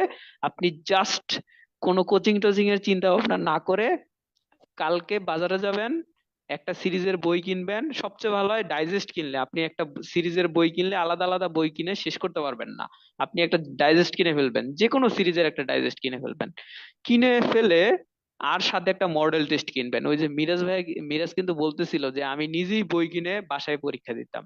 সুতরাং আপনি একটা মডেল টেস্ট কিনবেন, পড়বেন যেই টপিকটা, রাতে ওই টপিকটা মডেল টেস্ট পরীক্ষা দিবেন। কারোর দিক তাকাবেন না একদম, মানে অন্য কারোর কিছু শুনবেন না। আপনি মনে করবেন এই 2 মাস আপনি মেডিকেল অ্যাডমিশন টেস্টের জন্য আবার নতুন করে প্রিপারেশন নিচ্ছেন। Quite possible. আমার নিজেরটা বলি, আমি 1 মাস 18 দিন 43তম বিসিএস, মানে যেটাতে আমাদের হইলো আলহামদুলিল্লাহ, এই এটার জন্য আমি ভালো মতো পড়ছিলাম। ওই যে মিরাজ বলছিল না, একদম যানজীবন দিয়ে যেটারে পড়া, এটা পড়ছিলাম 1 মাস 18 দিন। তাহলে আপনার তো 2 মাস আছে। সুতরাং কোয়াইট পসিবল যদি চান, তবে খুবই ভালো মতো পড়াশোনা করতে হবে। Thank you so much Tanzid ভাইয়া। আমাদের দর্শকরা দেখছি অনেক বেশি আগ্রহী এবার আমাদের সেশনটা নিয়ে। তারা অনেক নতুন নতুন কমেন্ট করছেন এবার। আমি আরেকটু কয়েকটা কমেন্ট একটু পড়তে চাই। আহ, আচ্ছা, আমাদের এক্সিসের অনেক কোয়ার্ডিয়াল একজন মেম্বার আদিবা তাবাসসুম কোশ্চেন করেছে যে ভাইয়ারা তো বললো আসলে 8-9 এর টিউশন আমাদের বিসিএস প্রিপারেশনে অনেকটা হেল্প করে, বাট রিসেন্টলি আমাদের এই স্কুলের কারিকুলামটা চেঞ্জ হয়েছে। তো এই নিউ প্যাটার্নের যেই কারিকুলাম, সেটা থেকে এখন বিসিএস এর জন্য আসলে কতটা হেল্পফুল, একটু যদি আনসার করতেন মেরাজ ভাইয়া। রিসেন্ট যে কারিকুলাম হয়েছিল, কিন্তু ব্যাপারটা হচ্ছে যে এখন তো সৃজনশীল প্রশ্ন আসে। তো আমি রিসেন্ট কারিকুলামে এখন এখন তো আমি রিসেন্টলি টিউশনি করাচ্ছি না, কিন্তু এখন তো সৃজনশীল প্রশ্ন আছে তোমার ওই জিনিসগুলো। দেখো, বিসিএস এর জন্য তুমি ম্যাথটা কিন্তু অনেক ইম্পর্টেন্ট। আমি তোমাকে 9-10 এর এই জিনিসগুলো পড়তে বলতেছি বেশিরভাগ সময় ম্যাথটার জন্য, স্পেশালি ম্যাথটা। এখন তুমি ধরো ক্লাস 9-10 তুমি লগারিদমের অঙ্কগুলো পড়াচ্ছি। লগারিদম হচ্ছে এমন একটা জিনিস যেটা তুমি প্রিলিতেও পাবা, রিটেনেও পাবা। রিটেনে 5 নাম্বার লগারিদম থেকে আসবেই, প্রিলিতে একটা প্রশ্ন লগারিদম থেকে আসবেই। তো তুমি যখন সৃজনশীলের জন্য যেহেতু তুমি একজনকে পড়াচ্ছ ক্লাস 9-10-এ, সৃজনশীল তো যেরকম টাইপের যে কোনো টাইপের প্রশ্ন আসতে পারে। তো তুমি যখন পড়াচ্ছ, আমি কি করতাম, আমি আমি যদি এই স্টেজে থাকতাম, আমি কি করতাম, আমি হচ্ছে একটা যে কোনো একটা রিটেনের গাইড নিয়ে আসতাম, রিটেনের ম্যাথ গাইডটা নিয়ে আসতাম। নিয়ে এসে আমি দেখতাম যে এই যে লগারিদমের ম্যাথটা যে তাকে আমি পড়াবো, বিসিএস এর রিটেনে কিরকম লগারিদম টাইপের প্রশ্নগুলো আসে, আমি ওগুলো একটু পড়ে যেতাম। পড়ে গিয়ে তারপর ওই প্রশ্নগুলোই আমি ক্লাস 9-10-এ যাকে পড়াচ্ছি তাকে ওই জিনিসগুলো আমি সলভ করে দিতাম। তো আমার কি হইতো, তাকেও কিন্তু পড়ানো হয়ে যাচ্ছে, তারও বেসিক ক্লিয়ার হয়ে যাচ্ছে, তারও কিন্তু ইন ফিউচারে বিসিএস যখন ক্যাডার মানে বিসিএস যখন পরীক্ষা দিবে তখন কিন্তু সেটা কাজে দিবে। আর আমারও কিন্তু এটা প্রিপারেশন হয়ে যাচ্ছে। তো যতই তুমি বলো যে কারিকুলাম চেঞ্জেস হয়েছে, কিন্তু ম্যাথের মতোই আছে। হ্যাঁ, ম্যাথের যে তুমি আগে যে লগারিদম পড়েছো এখনো তোমাকে লগারিদম পড়াইতে হবে, আগে যদি সুদের অঙ্ক পড়াইতো এখনো তোমাকে সুদের অঙ্ক পড়াইতে হবে। তো আমার কথা হচ্ছে তুমি যখন যখন তুমি 9-10 ওদেরকে পড়াবা, সবচেয়ে ভালো হয় তুমি তখনই দরকার তুমি একটা বিসিএস গাইড নিয়ে রিটেনের গাইডটা কিরকম প্রশ্ন আসে এগুলো একটু দেখে নাও। ওই টাইপের ওই রকম ভাবে নিজের মতো প্রিপারেশন নাও, প্লাস ওদেরকে পড়াও, সমস্যা নেই, কোনো রকম কোনো সমস্যা হবে না, তোমার নিজেরও ভালো হবে, যাকে পড়াচ্ছ তার জন্য ভালো। অসংখ্য ধন্যবাদ মেরাজ চৌধুরী ভাইয়া। আমরা আর একটা কমেন্ট এই পর্যায়ে নিব, এবং হতাশার কিছু নেই, আপনাদের যত জিজ্ঞাসা আছে আপনারা কমেন্ট সেকশনে লিখতে থাকুন। আমরা আমাদের কোশ্চেন শেষ করে আবার আপনাদের কাছে ব্যাক করব। এই পর্যায়ে লাস্ট ওয়ান ভাইয়া, আমাদের নওশিন আঞ্জুম আপু, তিনি জানতে চেয়েছেন, অনেকেই দেখতেছি আসলে এক্সামের ডিটেলস নিয়ে জানতে আগ্রহী, আমাদের এক্সাম প্যাটার্ন কিরকম হয়, মার্কস কিরকম থাকে, কোনটা সিলেবাস কিরকম। তো আপনাদের জ্ঞাতার্থে আমি আরেকবার রিমাইন্ডার দিতে চাই, আমাদের এই বিসিএস এর সেশনটা কিন্তু আজকেই শেষ নয়। আমরা 3 পর্বে এটাকে ক্যাটাগরাইজ করেছি, এবং আজকে আমাদের জাস্ট স্টার্টিং। আমাদের ওরিয়েন্টেশন আজকে, এরপর আমরা প্রিলি, ভাইবা, রিটেন, এগুলো নিয়ে ইনশাল্লাহ নেক্সট সিজন গুলোতে আপনাদেরকে ডিটেলস ইনফরমেশন দেওয়ার চেষ্টা করব। আশা করি সবাই আপনারা আমাদের সাথে থাকবেন।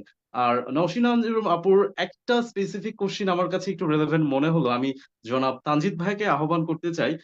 ভাইয়া, আপু জিজ্ঞেস করছেন যে এই যে জেনারেল বিসিএস এবং আমাদের ডেন্টাল সার্জন যে বিসিএস বা হেলথ ক্যাডারের টেকনিক্যাল, এদের আসলে প্যাটার্নে কোনো ডিফারেন্স আছে কিনা, আর এমবিবিএস আর বিডিএস এর বিসিএস টা আলাদা হয় কিনা, তানজিদ ভাইয়া। গুড কোশ্চেন মেডিকেল স্টুডেন্টদের জন্য। আচ্ছা, সেটা হচ্ছে বিসিএস এর নাইমন একটু আগে যেটা বললাম, আমরা আসলে আরো 2টা সেশন করব। মেইনলি পড়াশোনার ব্যাপারগুলো আমরা নেক্সট 2টা সেশনে কথা বলবো, ডিটেলস বলবো। জাস্ট এটা কোশ্চেন যেহেতু করা হয়ে গেছে এই জন্য আনসার দিচ্ছি। বিসিএস 3টা পার্টে হয়, যে কোনো একটা বিসিএস কমপ্লিট হয় 3টা পার্টে। প্রথমে একটা প্রিলিমিনারি, যেটার নাম বাংলায় বললে বাছাই পর্ব। এরপরে রিটেন, যারা প্রিলিতে বাছাই হয়, বাছাইকৃতদের নিয়ে রিটেন হয়। দেন যারা রিটেনে পাশ করে তাদের নিয়ে ভাইবা হয়। ওকে, আচ্ছা। প্রিলিমিনারিতে 200 মার্ক। আচ্ছা, এই 200 মার্ক শুধুমাত্র এমবিবিএস আর বিডিএস না, সারা বাংলাদেশে যারা পরীক্ষা দিবে, যেমন এই যে কয়দিন পর 46তম বিসিএস, এখানে আবেদন করছে মেবি 3,25,000, আমি যদি ভুল না বলি 3,25,000 বা 3,45,000। এই 3,45,000 ক্যান্ডিডেটের জন্যই সেম টাইমে সেম কোশ্চেন, সেম প্যাটার্নের কোশ্চেন। ওকে, জাস্ট 4টা সেট থাকবে আর কি। আচ্ছা, সেম কোশ্চেন হবে। এইখান থেকে বাছাই করবে পিএসসি কিভাবে? ওরা একটা কাট মার্ক নির্ধারণ করবে যে এই মার্কের উপরে যতজন হয় সবাই পাস, এর নিচে যতজন আছে সবাই আমরা বলতে পারি বাদ পড়ছে আর কি, ফেল বলা উচিত না। ওকে, আচ্ছা, সেক্ষেত্রে আপনি ভার্সিটির, আপনি মেডিকেলের, আপনি এমবিবিএস, আপনি বিডিএস, আপনি ইঞ্জিনিয়ার, নাকি আপনি কোনো একটা সরকারি কলেজ থেকে পাশ করছেন, কোনো ডিফারেন্স নাই কিন্তু এইখানে। এই যে যে 200 মার্কের কম্পিটিশন, ফার্স্ট যে প্রিলির কম্পিটিশন, এটা সবার জন্য সেম সিলেবাস, সেম সিলেবাস। আপনার বাংলা 35, ইংলিশে 35, বাংলাদেশ যেটা এটাতে 30, আন্তর্জাতিকে 20, তারপরে হচ্ছে আপনার ভূগোল আর হচ্ছে নৈতিকতা সুশাসন 10 10 20, কম্পিউটার 15, ম্যাথ 15, মেন্টাল এবিলিটি 15, আর হচ্ছে বিজ্ঞান 15। এটা সবার জন্য সেম সিলেবাস। ওকে, তার মানে এমবিবিএস বিডিএস এর ক্ষেত্রে এইখানে কোনো ডিফারেন্স নাই প্রিলিতে। এবার আসেন রিটেন। মিরাজ যেটা বললো, যাদের অন্য ক্যাডারে যাওয়ার বিন্দুমাত্র ইচ্ছা আছে তারা বোথ ক্যাডার দিবেন। যদি কেউ বোথ ক্যাডার দেন তাহলে তার রিটেন হবে 1100 মার্কের, 900 মার্ক আর 200 মার্ক। 1100 মার্ক কিভাবে হবে? আপনি বাংলা দিবেন 200 মার্কের, ইংরেজি দিবেন 200 মার্কের, বাংলাদেশ বাংলাদেশ বিষয়াবলী দিবেন 200 মার্কের, 600 হলো না? আচ্ছা, এরপরে আন্তর্জাতিক দিবেন 100 মার্কের, তারপরে হচ্ছে ম্যাথ মেন্টাল এবিলিটি দিবেন 100 মার্কের। ওকে, আচ্ছা, আর আপনার যে সাবজেক্ট যেটা, আপনার সাবজেক্টে থাকবে 200, টোটাল 1100। আচ্ছা, এখন যদি শুধুমাত্র টেকনিক্যাল ক্যাডারে কেউ পরীক্ষা দেয়, তাইলে ওই যে আমি বললাম প্রথমে বাংলায় 200 মার্ক, ওইখানে সে 100 মার্কের পরীক্ষা দিবে। আর ওই যে বিজ্ঞান যেটা 100 মার্ক, বিজ্ঞান আর কম্পিউটার ওই 100 দিতে হচ্ছে না। তার মানে 1100 থেকে 200 মাইনাস হয়ে গেল, তার জন্য সিলেবাস হচ্ছে ওই 700। আর আপনার যে টেকনিক্যালের সাবজেক্ট, আপনি যদি ম্যাথের স্টুডেন্ট হন তাহলে ম্যাথের কোশ্চেন থাকবে 200, আপনি ডেন্টাল সার্জন হইলে আপনার ডেন্টাল সার্জারি কোশ্চেন থাকবে, এমবিবিএস এর হইলে আপনার এমবিবিএস এর কোশ্চেন থাকবে আর কি। এটা আলাদা আলাদা সিলেবাস আছে, প্রত্যেকটা ব্রাঞ্চের জন্য 200 মার্কের পরীক্ষা হবে, তাইলে আপনি 900 মার্কের পরীক্ষা দিলেন। আর যারা শুধুমাত্র জেনারেল ক্যাডার, যেমন কারোর কারোর ইভেন ডেন্টাল সার্জনদেরও অনেকের এরকম হইতে পারে যে আমি আর দুনিয়ায় যাই করি, ডেন্টাল সার্জারি আমি আর প্র্যাকটিস করব না, আমি ডাক্তার থাকবো না, এরকম অনেকের চিন্তা ভাবনা থাকতে পারে, তারা শুধু জেনারেল ক্যাডার দিবে। তো ওদের এই ডেন্টাল সার্জারির 200 পড়া লাগবে না, তারা আবার ওই যে বাংলার যে 200 আর বিজ্ঞানের যে 100 নাম্বার ওইটা অ্যাড হবে, টোটালি আপনার হচ্ছে 900 নাম্বারের পরীক্ষা দিতে হবে। দ্যাট মিনস এটা অনেক বেশি ঝামেলা হয়ে গেল, আমরা পরবর্তীতে স্লাইড করে দেখাবো না, রিটেনের দিন যেদিন কথা বলবো। সহজ কথা বলি, এমবিবিএস বিডিএস এর পার্থক্যটা মেইনলি হচ্ছে ওই যে যেদিন যার সাবজেক্টিভ পরীক্ষা ওই দিন আলাদা কোশ্চেন, বাকি সব এক। অনেক ধন্যবাদ তানজিদ ভাইয়া। আমাদের সুমাইয়া জান্নাত আপু একই কোশ্চেনটা করেছিলেন, টেকনিক্যাল বিসিএস ক্যাডার এবং জেনারেল ক্যাডারের মধ্যে কোনো ডিফারেন্স ছিল কিনা। আমাদের তানজিদ ভাইয়া সেটার আনসার দিয়েছেন। আপনি নিশ্চয়ই আমাদের সাথে ছিলেন এবং শুনেছেন সুমাইয়া জান্নাত আপু। তো আমরা এবার একটু আমাদের আহ নিজেদের সেশনে ব্যাক করি, কি বল প্রীতি? হ্যাঁ, শিওর। আমরা হচ্ছে এতক্ষণ ভাইয়াদের কথাগুলো শুনছিলাম, অনেক কথাই ভাইয়ারা বলছেন, কিন্তু আমাদের সবারই তো একটা জানার আগ্রহ থেকে যায়, যেহেতু একজন ভাইয়া প্রথম হয়েছেন আরেকজন সেকেন্ড হয়েছেন, সেই জায়গা থেকে তাদের নিশ্চয়ই এমন কিছু পার্সোনাল ট্রিক্স ছিল, স্টাডি হ্যাকস ছিল যেগুলো ফলো করেছেন, যেগুলোর উপর একদম অটল ভাবে অচল একদম অটল ভাবে তারা হচ্ছে প্র্যাকটিস করেই গিয়েছেন, সবসময় ধরে রাখার চেষ্টা করেছেন। সেই স্টাডি হ্যাকস গুলো নিয়ে আমরা জানতে চাচ্ছি, আপনাদের পার্সোনাল স্টাডি হ্যাকস গুলো কি ছিল। প্রথমে আমি হচ্ছে মিরাজ ভাইয়ের কাছে চলে যাই, তারপর তানজিদ ভাইয়ের কাছে আসি। মিরাজ ভাই। ধন্যবাদ প্রীতি। আচ্ছা, পার্সোনাল ট্রিক্স গুলো আমার আর তানজিদের হয়তো বা আলাদা আলাদা, এক একজন এক এক রকম হয়। তো আমি হচ্ছে কি, আমি এটা খেয়াল করলাম যে বিশেষ যখন আমি পড়ালেখা করতাম তখন দেখতাম যে অনেক কিছু আমার মনে থাকতো। এটা কিন্তু সবারই হয়, এমন না যে অনেকে এরকম হতাশ হয়ে যায় যে পড়তেছে পরে পড়তে গিয়ে মনে থাকে না। তো আমি এরকম ভাবে পড়তাম যেন আমার সবকিছু যেন আমার কাছে থাকে, মনে থাকে। তা আমি কি করতাম, পার্সোনালিটিস বলতে ওই যে যেটা বললাম যে আমরা যারা মেডিকেল স্টুডেন্ট, যদি মেডিকেল স্টুডেন্টের কথা বলি, আমাদের জন্য অনেক কিছু হচ্ছে তোমার একটু অন্যরকম টাইপের, এগুলো আমাদের কারিকুলামের ভিতরে নাই। যেমন ইংলিশ লিটারেচার, এখন ধরো লিটারেচার অনেকের কাছে কিন্তু কঠিন লাগে, হ্যাঁ, যেহেতু তারা আগে এগুলা পড়েনি।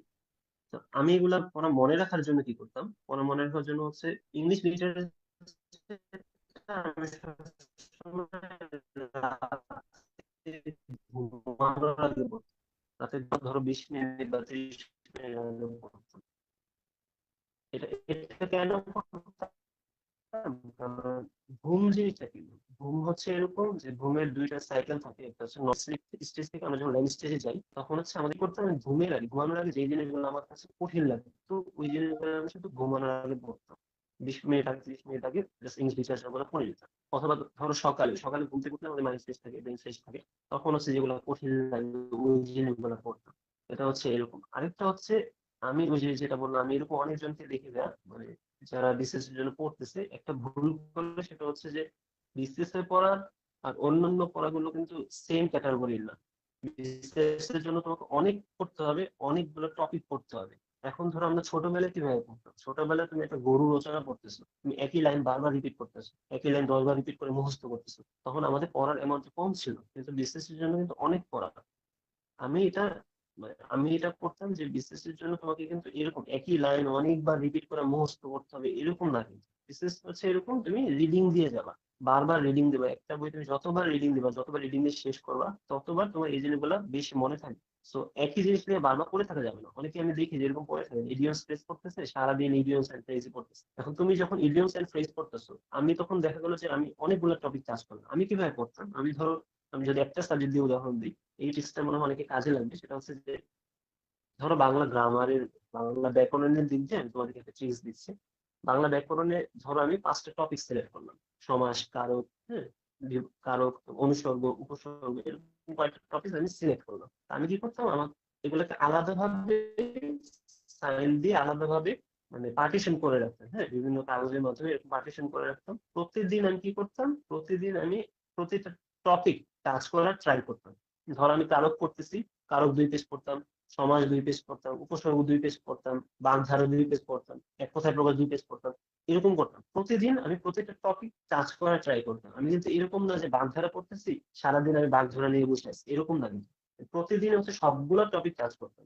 তুমি দেখো নিজেই এরকম ভাবে ভাবো যে আমরা যে নামাজ পড়ি, হ্যাঁ, তুমি যদি কাউকে জিজ্ঞাসা করো যে সূরা ফাতিহা বলতে, সে কিন্তু ইজিলি বলতে পারবে, কারণ হচ্ছে সূরা ফাতিহা আমরা বারবার রিপিট করি, বারবার পড়ি।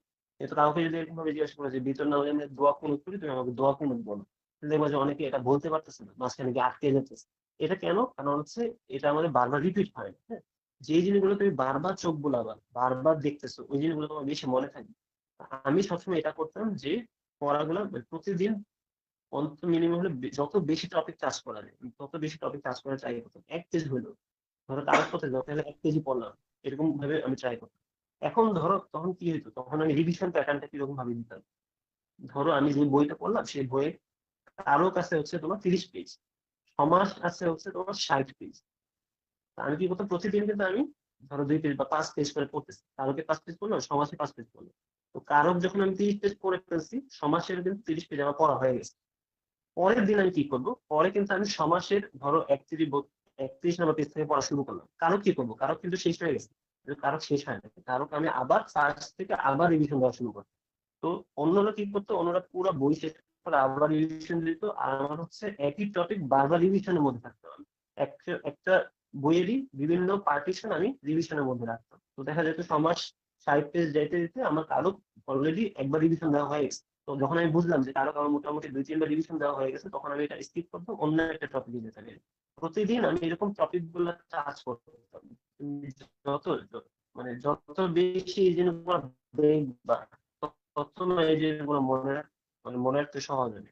বিসিএস এর এই ভুলটা আমরা যেটা করি সেটা অবশ্যই দূর করতে হবে, যে একই টপিক নিয়ে একই সাবজেক্ট নিয়ে বারবার বসে থাকা যাবে না। আর অনেকক্ষণ ধরে খালি পড়তেছে শেষ করে, আমি সবসময় একটা কথা বলি, বিসিএস এর প্রিপারেশনটা শুরু হয় কখন, তুমি একটা বই পড়তেছো, পড়ে মনে রাখতে পারতেছো না, অনেকে হতাশ হয়ে যায়, অনেকে কিন্তু কুইট করে দেয়। বিসিএস এর প্রিপারেশনটা শুরু হয়, আমি সবসময় একটা কথা বলি যে পুরাটা বই একবার রিডিং দেওয়ার পর থেকে তোমার বিসিএস এর প্রিপারেশন শুরু হবে। তখন পুরোটা বই রিডিং দেওয়ার পর তুমি বুঝবা যে আমার এই জিনিসগুলো মনে থাকে। এখন যদি তুমি পড়তে যাও, তোমার মনে হয় আমার কিছুই মনে থাকবে না, তখন তুমি কোনো ডিসিশন নিতে পারবে না।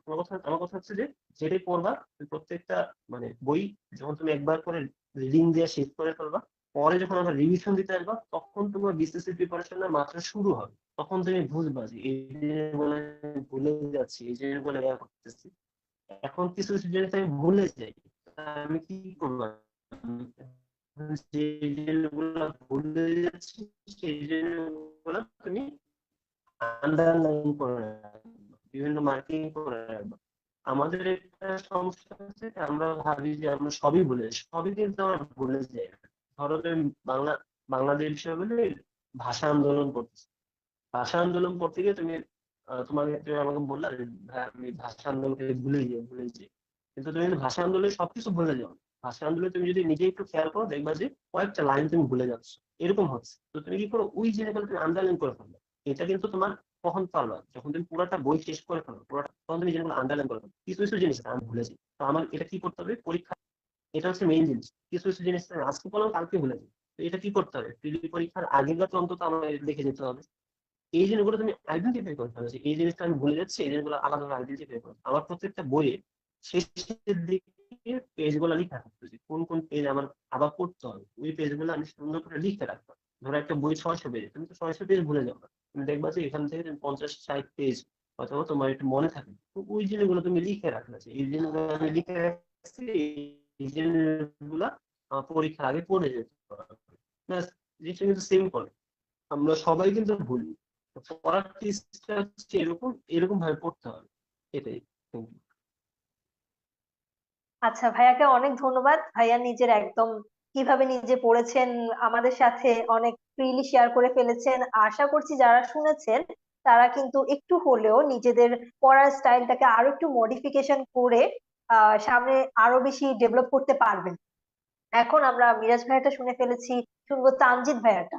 ভাইয়া ছোট্ট করে, যেহেতু আমাদের সময় খুবই কম, আমরা হচ্ছে ছোট্ট করে এখন তানজিদ ভাইয়ার থেকে শুনে ফেলি ভাইয়ার কি পার্সোনাল হ্যাকস ছিল। ওকে, বিরাজ প্রথমে যেটা বললো, এটা এক একজনের এক রকম ট্রিক্স থাকবে জিনিসপত্র মুখস্থ রাখার জন্য। তো আমি বিসিএস না, আমি সেই ছোটবেলা থেকে ক্লাস 1 থেকে ট্রিক্স বলি আমার পড়াশোনা মনে রাখার জন্য। ফার্স্ট যে ট্রিক্স ছিল সেটা হচ্ছে একদম ক্লাস 1 থেকে এখন পর্যন্ত যত পড়াশোনা করছি মাঝখানে, একটা হচ্ছে লিখা, যেটা পড়বো সেটাই লিখবো। ইভেন কারো কাছে অবিশ্বাস্য মনে হইতে পারে, আমার মনে আছে বাংলা রচনা রচনা পর্যন্ত পরীক্ষার আগে লিখে যেতাম। ওকে, আমার লেখার প্যাটার্নটা একটু অন্যরকম ছিল, যে আমি প্রত্যেকটা লাইন লিখতাম বা প্রত্যেকটা ওয়ার্ড লিখতাম এরকম না, বাট পুরো রচনাটা আমি আমার খাতায় লিখে যেতাম। বা আমার মেডিকেল লাইফের এই যে 4টা প্রব দিলাম, কোশ্চেন ব্যাংকের এমন কোনো কোশ্চেন নাই যেটা আমার খাতায় লেখা নেই আনসারটা। ইভেন এমনও হয়েছে একটা জিনিস রিভাইজ দিচ্ছি যখন, তখনও আমি ওই জিনিসটা লিখতাম। আমার কানে সব, আমি যখন পড়ি তখন সবসময় ওই যে মিস্ত্রিদের মতো, মিস্ত্রিরা যেমন পেন্সিল কানের মধ্যে নিয়ে রাখে, আমি এরকম একটা কলম কানের মধ্যে সবসময় ঢুকায় রাখি। যেটা বলি আমি মুখে, আমি হয়তো লাইক কি যে এখন স্ক্রিনের দিকে তাকায় তাকায় কথা বলতেছি, তখনও আমি লিখতেছি নিচে। মানে আমি দেখতাম না কি লিখতেছি, বাট আমি লিখতাম। এটা হচ্ছে 1 নাম্বার ট্রিক্স মনে রাখার, সেটা হচ্ছে লিখতে হবে, যেটা পড়বো সেটা লিখবো। সেকেন্ড ট্রিক্স হচ্ছে বিসিএস এর ব্যাপারে, এটা স্পেশালি বিসিএস এর সিলেবাসটা এত বেশি ফাস্ট, মানে এটা প্রশান্ত মহাসাগরের চেয়েও বড় একজন স্টুডেন্টের জন্য বললে। একজন সাঁতারের জন্য বা ডুবুরির জন্য যেমন প্রশান্ত মহাসাগরের মারিয়ানা ট্রেঞ্চ, একজন যে প্রিপারেশন নিচ্ছে তার জন্য বিসিএস টা হচ্ছে ওয়ান কাইন্ড অফ মারিয়ানা ট্রেঞ্চের চেয়েও বিশাল বড় খাত একটা। ওকে, তাহলে এখানে কি করতে হবে, যেহেতু এটা বিশাল বড়, কখনোই পড়ে শেষ করা যাবে না 100%, সুতরাং ফার্স্ট ট্রিক্স হবে কি কি বাদ দিতে হবে, এটা আমি বাদ দিচ্ছি প্রথম দিনই। অর্থাৎ একটা বইয়ের যে কোনো একটা সাবজেক্টের আমি প্রথমে সিলেক্ট করব কি কি পড়তে হবে, এটা তো সবসময় সিলেক্ট করি আমরা। আমি, আমার সাজেশন থাকবে এইটা না, আমি সিলেক্ট করব কি কি বাদ দিতে হবে। আগে বাদ দেন ওইগুলা, কিভাবে বাদ দিবেন এটার জন্য মিরাজ একটা ট্রিক্স বলেই দিছে। আপনার প্রথম কাজ হবে, যখন আপনি কোনো একটা বই কিনবেন বিসিএস এর, সেটা বাংলা হোক ইংলিশ হোক যেটাই হোক, ম্যাথ বাদে, অন্যান্য গুলা ম্যাথ মেন্টাল এবিলিটি বাদে আর গ্রামার বাদে, ফুল বইটা একদম ফুল বইটা গল্পের বইয়ের মতো করে পড়বেন, মনে করবেন আপনি রবীন্দ্রনাথের চোখের বালি উপন্যাস পড়তেছেন। জাস্ট ডিফারেন্সটা হচ্ছে উপন্যাসটা আপনি শুয়ে শুয়ে পড়েন, আর এটা আপনি টেবিলে বসে হাতে একটা কলম নিয়ে বা 2টা কলম নিয়ে পড়বেন। ওকে, ফুল বইটা রিভাইজ করবেন, মানে একদম প্রথম থেকে, প্রথম ওয়ার্ডটা থেকে, দরকারে কোন প্রকাশনীর বই, এটা দাম কত, এখান থেকে শুরু করে একদম শেষের যেটা, যদি নিচে কোনো শুভকামনা ধন্যবাদ ধন্যবাদ লেখা থাকে বইয়ের, ওই পর্যন্ত পড়ে ফেলবেন। আচ্ছা, এই সময় কি করবেন, আপনার হাতে যে কলমটা থাকবে, লাল কলমটা, যেটা মনে হবে আপনি যে কিছু মানে কিছু লাইন থাকবে যে দেখলেই আপনি বুঝবেন এটা আর আমার পড়ার দরকার নেই, এটা জীবনেও কোনোদিন বিসিএস আসবে না। আপনি কি করবেন, ওই লাইনটা একদম স্কিপ করে যাবেন। যে লাইনটার ইম্পর্টেন্ট মনে হবে ওই লাইনটা নিচে দাগ দিয়ে দিবেন, যেটা আরেকটু কম ইম্পর্টেন্ট মনে হবে এটা আরেকটা কালি দিয়ে দাগ দিবেন। আরেকটা জিনিস হচ্ছে এমন কিছু হবে যে অনেক বেশি ইম্পর্টেন্ট, আপনি পড়লেই বুঝে ফেলবেন যে এইটা অনেক বেশি ইম্পর্টেন্ট কিন্তু আমি ভুলে যাব। সেটারে কি করবেন, সেটারে ভালো মতো এটারে দরকার হয় আপনি মার্কার দিয়ে দাগ দেন যে এইটার দিকে আমি যাতে এই বইটা এই পেজটা খুললে আমার ওই ওয়ার্ডটার দিকে চোখ দেয়। যেমন আমরা আমাদের একটা ভুল আছে, আমরা ওই যে মিরাজ বললো না যে আমরা বারবার রিভাইজ দিব, রিভিশন দেওয়ার ক্ষেত্রে আমাদের একটা ভুল কি, যেমন কাউকে যদি বলা হয় যে আমি আজকে রাত্রে মুক্তিযুদ্ধ পার্টটা রিভাইজ দিব, সে করে কি 25শে মার্চ কালো রাত্রি, 25শে মার্চ কালো রাত্রি এইটারও রিভাইজ দেয়। 16ই ডিসেম্বর বিজয় দিবস, এটা তো ভাই রিভাইজ দেওয়ার দরকার নাই। 25শে মার্চ কালো রাত্রি ঠিক আছে, এটা তো আপনি সেই ছোটবেলাতেই জানেন, এটা কি রিভাইজ দিয়ে মনে করতে হবে? মনে করতে হবে না। কিন্তু আপনি কোন জিনিসটা ভুলে যাবেন, যেমন সাইমন ড্রিং কোন পত্রিকার সাংবাদিক ছিলেন, অ্যান্থনি মাসকারেনাস কোন দেশের নাগরিক, এটা কিন্তু আপনার ভুলে যাবেন আপনি, একবার দুইবারে হবে না। আপনি এই সাইমন ড্রিং নামটারে মার্কার দিয়ে হাইলাইট করেন, অ্যান্থনি মাসকারেনাস এটারে হাইলাইট করেন। তারপরে মন্ত্রিসভার ক্ষেত্রে সবচেয়ে আনকমন কোন মন্ত্রী, যেমন প্রধানমন্ত্রী ছিলেন তাজউদ্দিন আহমেদ, এটারে তো আপনার বারবার প্রধানমন্ত্রী ছিলেন তাজউদ্দিন আহমেদ বলে মুখস্থ করে বা বারবার রিভিশন দিয়ে সময় নষ্ট করার দরকার নাই। আপনি দেখবেন প্রধানমন্ত্রীর অফিসের ওনার সচিব কে ছিলেন, ওইটার নিচে দাগ দেন। তারপর তাহলে হবে কি, সেকেন্ড টাইম আপনি যখন পড়তে আসবেন তখন ওই সচিবের ওই ওই ওনার নামটার উপরই আপনার বারবার নাম আসবে, মানে ইয়ে আসবে ওনার যে সহকারী ছিলেন, তাইলে আপনার মনে থাকবে। এটা দুইটা গেল। সেকেন্ড হচ্ছে ম্যাথের ক্ষেত্রে, ম্যাথ আপনি কখনোই এরকম করবেন না যে অন্যান্য সাবজেক্টের মতো আমি 10 দিন বাংলা পড়বো, 10 দিন ইংলিশ পড়বো, তারপরে বিজ্ঞান পড়বো, এটা ম্যাথের ক্ষেত্রে অ্যাপ্লাই করবেন না। ম্যাথ আপনি প্রত্যেক দিন করবেন, আর যাই থাকুক না কেন, like one kind of boyfriend গার্লফ্রেন্ডের সময় দেওয়ার মতো। আপনি যাই করেন না কেন, দুনিয়া উল্টায় গেল, রাত্রে 12টার আগে একটু সময় দেন না। বা আমরা মানে আমরা যারা, ইভেন আমি আমার আম্মার সাথে যেটা করি, আমার মোটামুটি যতই কাজকর্ম থাকুক একদিন দুই দিন পর পর আমি আমার আম্মুর সাথে রেগুলার কথা বলি, কোনো কথা না থাকলেও বলি ভিডিও কলে। তো এইরকম করতে হবে আমার আপনার ম্যাথের সাথে, প্রত্যেক দিন ম্যাথ করবেন। একদিন দুই দিন তিন দিন সর্বোচ্চ 3 দিন পর পর আপনি ইংলিশ গ্রামার করবেন। ইংলিশ লিটারেচার আমাদের জন্য খুব মানে আনকমন, মানে আমরা আগে কখনো পড়ি নাই, এই জন্য কঠিন লাগবে, কিন্তু ইংলিশ লিটারেচার হচ্ছে আপনি যদি একবার মুখস্থ করে ফেলতে পারেন তাহলে আপনি 15তে মিনিমাম 14 পাবেন ইংলিশ লিটারেচারে। সুতরাং এইটার নাম্বারটা আপনি কেন নেবেন না? এটার জন্য আপনার যেটা করতে হবে, আপনি যদি প্রিভিয়াস কোশ্চেনটা দেখেন দেখবেন বারবার শেক্সপিয়র থেকে কোশ্চেন আসতেছে, বারবার রোমান্টিক পিরিয়ড থেকে কোশ্চেন আসতেছে। এখন আপনি চসার কোন বই লিখছে, ক্যান্টারবেরি টেলস এর পুরা গল্প শেষ করে ফেলতেছেন। ওকে, বিওলফের কত হাজার লাইন আছে, সবগুলা লাইন আপনি বারবার পড়ে ফেলতেছেন, ওই দিক দিয়ে শেক্সপিয়র আপনার রিভিশন দেওয়া হচ্ছে না, তাইলে হবে না। রোমান্টিক এজ আপনার রিভিশন দেওয়া হচ্ছে না, হবে না। আপনি পোস্ট মডার্ন এজ থেকে খুবই কম কোশ্চেন আসে, এত কঠিন কঠিন রাইটারের নাম মুখস্থ করে কেন সময় নষ্ট করবেন? আপনি পড়বেন মডার্ন এজ, আপনি পড়বেন ভিক্টোরিয়ান এজ, আপনি পড়বেন রোমান্টিক এজ। এটা কখন বুঝবেন? বুঝবেন হচ্ছে আপনি যখন প্রিভিয়াস কোশ্চেন পড়বেন। তারপরে কম্পিউটার, কম্পিউটার আমরা সমস্যা হচ্ছে কম্পিউটারের ক্ষেত্রে আমরা বাঙালি তো, আমরা কম্পিউটারের একটা সাবজেক্ট হিসাবে আমাদের চিন্তা করতে হয়, কম্পিউটার আবার ট্রেনিং নিয়ে শিখতে হয়, অথচ যেটা হওয়া উচিত ছিল আমরা ছোটবেলা থেকে এমনি কম্পিউটার শিখে যাব, এটা যেহেতু হয় নাই আমাদের। সুতরাং এখন আপনার কি করতে হবে, কম্পিউটারটাও কয়েকদিন পর পরে পরে পরে ইয়ে নিতে হবে। সুতরাং এইগুলা ট্রিক যদি আপনি দেখেন তাইলে হয়তো কাজে লাগতে পারে, মানে আমি যেটা করতাম। আর সবচেয়ে শেষ কথা, কাউরে পড়াশোনার ব্যাপারে হেল্প করার সুযোগ পাইলে অবশ্যই হেল্প করে ফেলবেন। কোনো ফ্রেন্ড যদি জিজ্ঞাসা করে দোস্ত এটা একটু বুঝাই দাও, আপনি মুক্তিযুদ্ধ আমারে বুঝাই দাও, আপনি অবশ্যই তারে মুক্তিযুদ্ধ বুঝাই দিবেন আপনার পড়া থামায় রেখে। তাহলে কি হবে, এই সুযোগে আপনার মুক্তিযুদ্ধ রিভিশন দেওয়া হয়ে যাবে। যত বেশি রিভিশন দিবেন তত বেশি মনে থাকবে, সহজ কথা। আর বই বেশি পড়বেন না, যে কোনো এক সাবজেক্টের জন্য একটা বই পড়বেন। এই তো। অসংখ্য ধন্যবাদ তানজিদ আহমেদ ভাইয়াকে।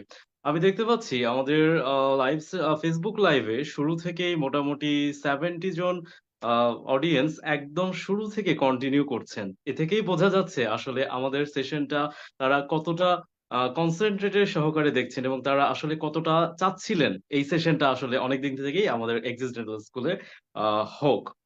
আচ্ছা, মিরাজ ভাইয়া, এবার আপনার কাছে আমার ছোট্ট একটা কোশ্চিন।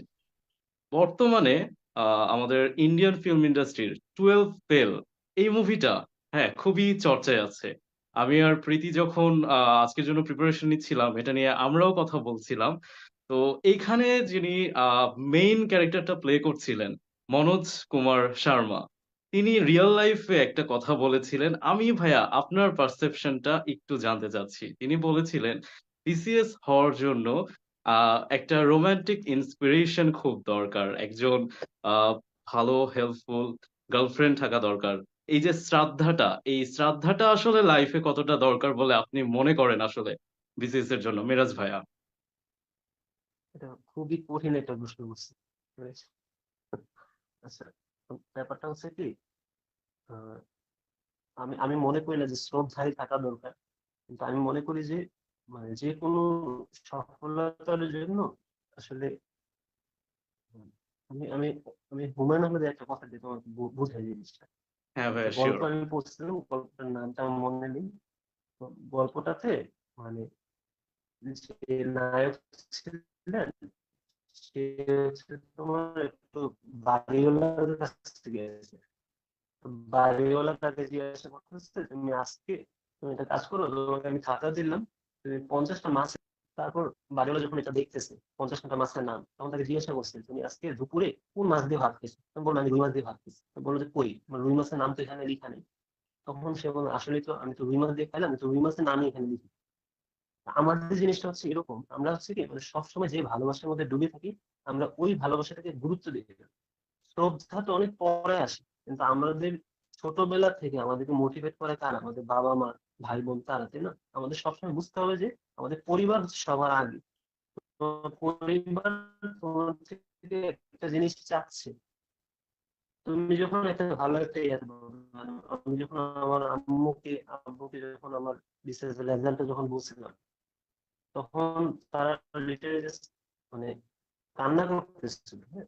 তো স্বাভাবিকভাবে আমি আমার আব্বুকে কখনো কান্না করতে দেখিনি, কিন্তু যখন শুনলাম যে আব্বু কান্না করতেছে, তখন আমার এখন দেখো শ্রদ্ধা বা এরকম মানুষগুলো তোমার লাইফে সাময়িক ভাবে কয়েক বছরের জন্য আসছে বা কয়েক ইয়া থেকে, কিন্তু প্রথম থেকেই তোমাকে কিন্তু সাপোর্ট দিবে কারা? প্রথম থেকে তোমাকে সাপোর্ট দিবে হচ্ছে তোমার বাবা মা, পরিবার, ওরা। আমরা সবসময় যে ভালোবাসা নিয়ে ডুবে থাকি, আমরা সেই ভালোবাসাটাকে গুরুত্ব দিই না। হঠাৎ করে আসে ভালোবাসাটাকে আমরা গুরুত্ব দেওয়া শুরু করি। এটা খুব খারাপ একটা জিনিস। সবসময় যেটাতে আমরা ডুবে থাকি সেটাকে আগে মূল্যায়ন করতে হবে। ওটা তো একটা মুভি, শ্রদ্ধা, এরকম আরো অনেক মুভি আছে। এটা তো শুধুমাত্র আইপিএস নিয়ে একটা মুভি। এরকম আরো অনেক মুভি আমি দেখেছি যেখানে শ্রদ্ধা বলতে কিছু ছিল না, সেখানে ফ্যামিলি ইয়া ছিল। আবার এরকম আছে যে শ্রদ্ধা, এরকম টাইপের শ্রদ্ধা আসছে। আমার কথা হচ্ছে তোমার ফ্যামিলির কথা ভাবতে হবে, আর বিশেষ নিজের কথা ভাবতে হবে যে তুমি যদি ভালো কিছু না করো, স্বাভাবিকভাবেই কোনো মেয়ে তোমার লাইফে আসবে। এটা স্বাভাবিক। সবার জন্যই কিন্তু সেম, যে আমাদের নিজেদের ক্যারিয়ারটাকে আগে বিল্ড আপ করতে হবে। এটা তুমি কারো কোনো একটা সিঙ্গেল মানুষের জন্য না, সবার জন্য, নিজের ফ্যামিলির জন্য বলো, নিজের জন্য বলো, এটা করতে হবে। এটাই। আচ্ছা, অনেক ধন্যবাদ মিরাজ ভাইয়া। আচ্ছা, আমার কোশ্চিন আসলে এটা ছিল না, ছোট্ট একটু ফাজলামি করলাম মাঝখানে। আচ্ছা, আমার মেইন কোশ্চিন মিরাজ ভাইয়ের কাছে যে ভাইয়া, সরকারি মেডিকেল স্টুডেন্ট বেসরকারি মেডিকেল স্টুডেন্ট কোনো পার্থক্য আছে কিনা বিসিএস প্রিপারেশনের জন্য? না, কোনো পার্থক্য নেই। এটা খুব একটা কমন একটা মানে বায়াস, বায়াস বলে আমরা এটাকে, যে অনেকে ভাবে যে প্রাইভেট মেডিকেল থেকে পড়লে হয়তো বিসিএস এ চান্স পাওয়া যাবে। এটা একদম মানে অনেক বড় একটা মিথ্যা কথা। শুধু মেডিকেল না, আমি ভার্সিটি ক্ষেত্রেও দেখছি এরকম ভাবে বলে যে ন্যাশনাল ভার্সিটি থেকে পড়লে নাকি বিসিএস ক্যাডার হওয়া যায়। প্রতি বছরই আমি এরকম ভাবে দেখি যে অনেক সময়, এইবারও কিন্তু পুলিশ ক্যাডারে যে ফার্স্ট হয়েছে সে কিন্তু ন্যাশনাল ভার্সিটি। প্রতি বছরই দেখা যাচ্ছে ন্যাশনাল ভার্সিটি থেকে ভালো একটা অ্যামাউন্টের স্টুডেন্ট কিন্তু বিসিএস এর চান্স পায়। প্রাইভেট ভার্সিটিতে এরকম। এখন এই প্রশ্নটা মানুষের মাথায় আসে কেন? মানুষের মাথায় আসে যে এক একজন এক এক কথা বলে। তো এখন দেখো, তুমি বিসিএস এ এখন অনেক স্বচ্ছভাবে নিয়োগ হয়। আমি শুনছি যে ইন ফিউচার এরকমও হবে যে তুমি কোন মেডিকেলে পড়ছো, কোথা থেকে পড়ালেখা করছো, কোন জেলা থেকে আসছো, ভাইভাতে এই জিনিসগুলো জিজ্ঞাসাও করবে। এরকম একটা সংস্কার কিন্তু বিস্তৃত হচ্ছে। তো এই জিনিসগুলো নিয়ে ভাবার কোনো কারণ নেই। আর প্রাইভেট মেডিকেল থেকে পড়লে ক্যাডার হওয়া যাবে না, এটা ভুল কথা। এরকম অনেকজন ক্যাডার হয়েছে, এরকম অনেকজনকে দেখাতে পারবো যারা প্রাইভেট মেডিকেলে পড়ে ভালো করছে, ভালো ভালো জায়গায় গেছে, ভালো ক্যাডারও হয়েছে, কোনো সমস্যা নেই। এটা মাথা থেকে জেনে ফেলতে হবে। প্রাইভেটে পড়তেছে আমি হয়তো ছোট হয়ে গেছি, এরকম না। প্রাইভেট মেডিকেল থেকেও পড়েও বিশেষ ক্যাডার হওয়া যায়। অসংখ্য ধন্যবাদ ভাইয়া। এখন আমরা আরেকটা কোশ্চেন নিয়ে আমরা অলমোস্ট আমাদের সেশনের শেষ প্রান্তে চলে এসেছি। এখন আমরা খুব ছোট্ট করে আরেকটু জানতে চাইবো তামজিৎ ভাইয়ের কাছে। বিসিএস জার্নিটা অবশ্যই পড়াশোনার পাশাপাশি লাকের একটা ব্যাপার থাকে। আমার ভাগ্য আমাকে কতটা সাপোর্ট করছে সেটাও কিন্তু একটা বড় ফ্যাক্ট থাকে। এখন এই জার্নিটাতে আপনি কাকে বেশি প্রায়োরিটি দিবেন? আপনার কাছে কোনটা বেশি প্রায়োরিটিতে থাকবে, মেধা নাকি পরিশ্রম? আর কোনটা কেন আছে একটু ভাই এক্সপ্লেন করেন। কমপ্লিকেটেড কোশ্চেন, যে মেধা নাকি পরিশ্রম বিসিএস এর জন্য কোনটা বেশি দরকার। আচ্ছা, এটা আমি বিসিএস না, আমি বিশ্বাস করি আহ শুধুমাত্র একাডেমিক লাইফ না, মানুষের প্র্যাকটিক্যাল লাইফেও মেধা অবশ্যই দরকার আছে, কিন্তু পরিশ্রম বা ধৈর্য এটা বেশি দরকার। কেন দরকার? আপনার এটা মেডিকেল স্টুডেন্টরা অনেক বেশি বুঝবে অন্যান্য ইয়ে থেকে। আপনি যত বেশি মেধাবী হন না কেন, আপনি যদি টুথের মরফোলজিটা কয়েকবার রিভাইজ না করেন, রুট ক্যানাল ট্রিটমেন্টের ইউরোপিয়ান এন্ডোডন্টিক সোসাইটির ডেফিনেশনটা অথবা প্রোস্টোডন্টিক্স এর কমপ্লিট ডেন্চারের যে ডেফিনেশন, পিজিটির মানে গ্রোসারি টার্মের যে ডেফিনেশনটা, আপনি কয়েকবার না পড়লে, কয়েকবার না রিভাইজ দিলে আপনি কিন্তু এটা মনে রাখতে পারবেন না, এটা আপনি যত বেশি মেধাবী হন না কেন। তো মেধা অবশ্যই লাগবে। আর আমি এখন বলবো মেধা লাগবে না, কারণ এইখানে যারা আমাদের দেখতেছে তারা মেধাবী বলেই আমাদের দেখার সুযোগ পাইছে।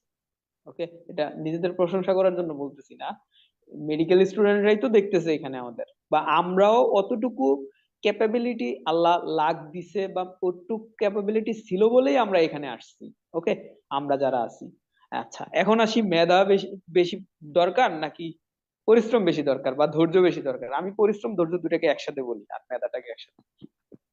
ওকে, আমি আমি অনেক স্টুডেন্ট পড়ানোর একটা অভিজ্ঞতা আছে আমার।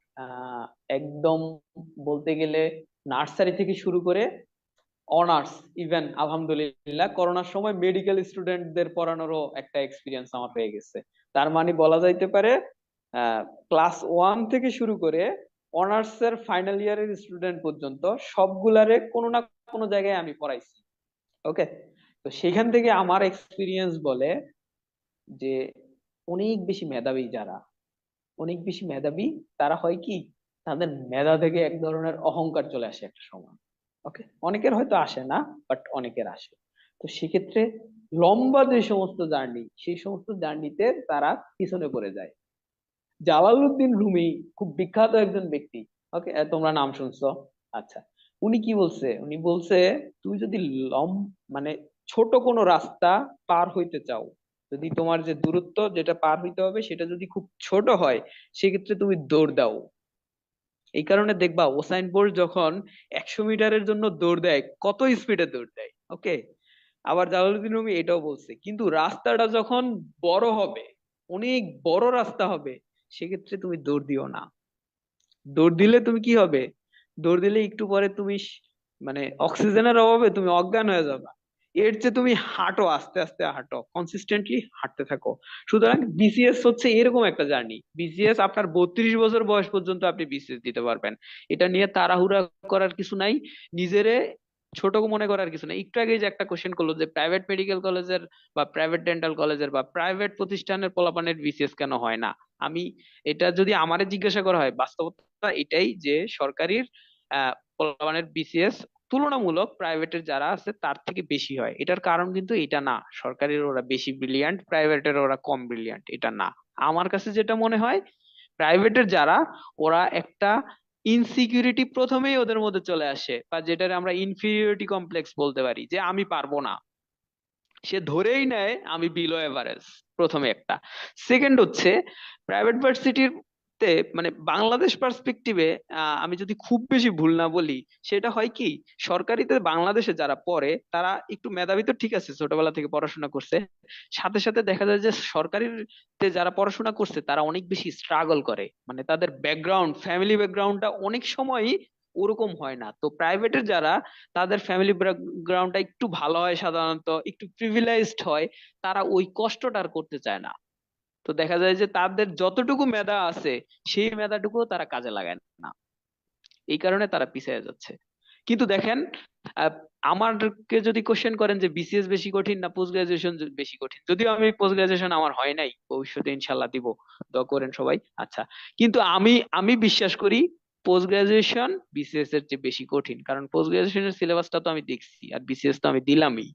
পোস্ট গ্রাজুয়েশন বেশি কঠিন, কিন্তু পোস্ট গ্রাজুয়েশন তো হচ্ছে। পোস্ট গ্রাজুয়েশনের সময় তো কেউ এই কোশ্চেন করতেছে না প্রাইভেটের হবে নাকি হচ্ছে সরকারির হবে। সেক্ষেত্রে প্রাইভেটের ওরা কি মেধাবী না? পোস্ট গ্রাজুয়েশনের সময় এই মেধার কোশ্চেন আসতেছে না কেন? সে কিন্তু ঠিকই এফোর্টটা দিচ্ছে, প্রাইভেটের একটা স্টুডেন্ট ওইখানে গিয়ে পোস্ট গ্রাজুয়েশনে সে সেম এফোর্টটা বিসিএস এ দিচ্ছে না, এর চেয়ে কম এফোর্ট বিসিএস এ দিলে হবে। এটার জন্য যেটা দরকার, মেধা বাদ দিয়ে দেন, আজকে থেকে ধরবেন আপনি মেধাবী। 1 নাম্বার কোশ্চেন হচ্ছে বিসিএস এর জন্য আপনি যতটুকু মেধা দরকার বিসিএস এর জন্য আপনার আছে, এখন যেটা লাগবে সেটা হচ্ছে কনসিস্টেন্সি লাগবে। আরেকটা হচ্ছে ওই যে মানে বাংলায় একটা আছে না, মন উড়ু উড়ু করা, মন উড়ু উড়ু করা যাবে না বিসিএস এর ক্ষেত্রে, মন রে একদম ধরে রাখতে হবে। ওই নাইমুর যে বললো যে শ্রদ্ধা লাগবে কিনা জীবনে, কোনো শ্রদ্ধা লাগবে না। আমার কোনো শ্রদ্ধা ছিল না, কোনো ইন্সপিরেশন ছিল না, আমি জানি মিরাজ তো আমার ফ্রেন্ডই, ওরও ছিল না, কিন্তু ইন্সপিরেশন ছিল, বাবা মা ইন্সপিরেশন ছিল। তো এই শ্রদ্ধারা জীবনে আসবে, জীবন থেকে যাবে, বা এই শ্রদ্ধার চেয়েও আরো বড় কোনো শ্রদ্ধা লাইফে হয়তো চলে আসতে পারে, বাট আপনি কনসিস্টেন্ট থাকবেন। আপনি হবেন ট্রেনের মতো, বিসিএস এর প্রিপারেশন হবে কি ট্রেনের মতো। কি, ট্রেন যেদিক দিয়ে যায়, ট্রেন কি দেখছেন কোনোদিন রিক্সার জন্য থামে কোনো জায়গায়? থামে না কিন্তু। রিক্সা থেমে থাকে, ট্রেন ওদিক দিয়ে যায়, তারপরে রিক্সা যায়। আপনার বিসিএস এর প্রিপারেশন হবে এরকম, যে একদম যাইতেই থাকবেন, যাইতেই থাকবেন, সোজা রাস্তায় চলতে থাকবেন। এখানে মেধার কোনো দরকার নাই, আপনি জাস্ট টিপস, এক একজনের এক এক টিপস আছে, এক একজনের এক এক টিপস আছে, আপনি কনসিস্টেন্টলি পড়াশোনা করে যান, আপনার মেধাবী আপনি না হইলে হবে। একদম লাস্ট শেষ করি যেই কথা দিয়ে, আমি প্রায় আমার ব্যাচমেটদের জুনিয়রদের বলি, এটা যদিও একটা মানে কি বলে অন্যের চুরি করা লাইন, তাও আমার খুব ভাল লাগে, সেটা হচ্ছে আমি অনেক মেধাবীদের ফেল করতে দেখছি, মানে জীবনে সফল হইতে দেখি নাই, কিন্তু আমি প্রত্যেকটা পরিশ্রমীকে জীবনে সফল হইতে দেখছি। আপনি যদি পরিশ্রমী হন তাহলে আপনার বিসিএস হইতে হবে এমন না তো, বাংলাদেশে তো শুধু বিসিএসই একমাত্র জব অপশন না, আরো অনেক জব অপশন আছে, একটাতে না হয় আরেকটাতে আপনি যাবেনই। কিন্তু এই যে পরিশ্রম করার মেন্টালিটিটা, অন্যের সাথে কম্পিটিশন করার যে মেন্টালিটিটা আপনার গ্রো করতেছে এখান থেকে, এই বিসিএস থেকে। আপনি যে এতগুলা মানুষ, আপনি এই মিরাজ একটা কথা বলছে যে আমরা মেডিকেলের স্টুডেন্টরা আমাদের অনেক বেশি মেধাবী ভাবি, এটা কিন্তু খুব খারাপ একটা জিনিস। আমরা মনে করি কি যে অন্য কেউ মনে পড়াশোনা করে না, আমরা ডাক্তাররাই খালি পড়াশোনা করি। না ভাই, অন্য কেউ পড়াশোনা করে এবং আপনার চেয়ে আমার চেয়ে অনেক বেশি করে। আপনি এটা জানবেনই না যদি আপনি বিসিএস পরীক্ষা না দেন, কারণ আপনি তো তাদের সাথে কম্পিট করতে যাচ্ছেনই না। বিসিএস আপনার জন্য এটা একটা অপশন, যে আপনি দেখবেন বিসিএস না হইলেও আপনি বিসিএস থেকে শিখবেন কত শ্রদ্ধা জীবনে আসে, কত শ্রদ্ধা জীবন থেকে যায়। যেদিন রেজাল্ট দিবে এদিন শ্রদ্ধা তো আসবে, শ্রদ্ধার আম্মাও চলে আসবে আপনার কাছে। রেজাল্ট ভালো না হইলে শ্রদ্ধা তো যাবে, শ্রদ্ধার গোষ্ঠী শুদ্ধ আপনার নাম্বার দিয়ে দিবে, এই ছেলের কাছাকাছি যাওয়া যাবে না। ওকে, সো এইটা আপনার বিসিএস শিখাবে, বিসিএস আপনার আত্মীয় স্বজন শিখাবে। এই যে 2 বছর চাকরি, গ্রাজুয়েশনের পরে 2টা বছর যাবে, আপনি দেখবেন আত্মীয় স্বজনের খোঁচা কেমন খোঁচা হইতে পারে।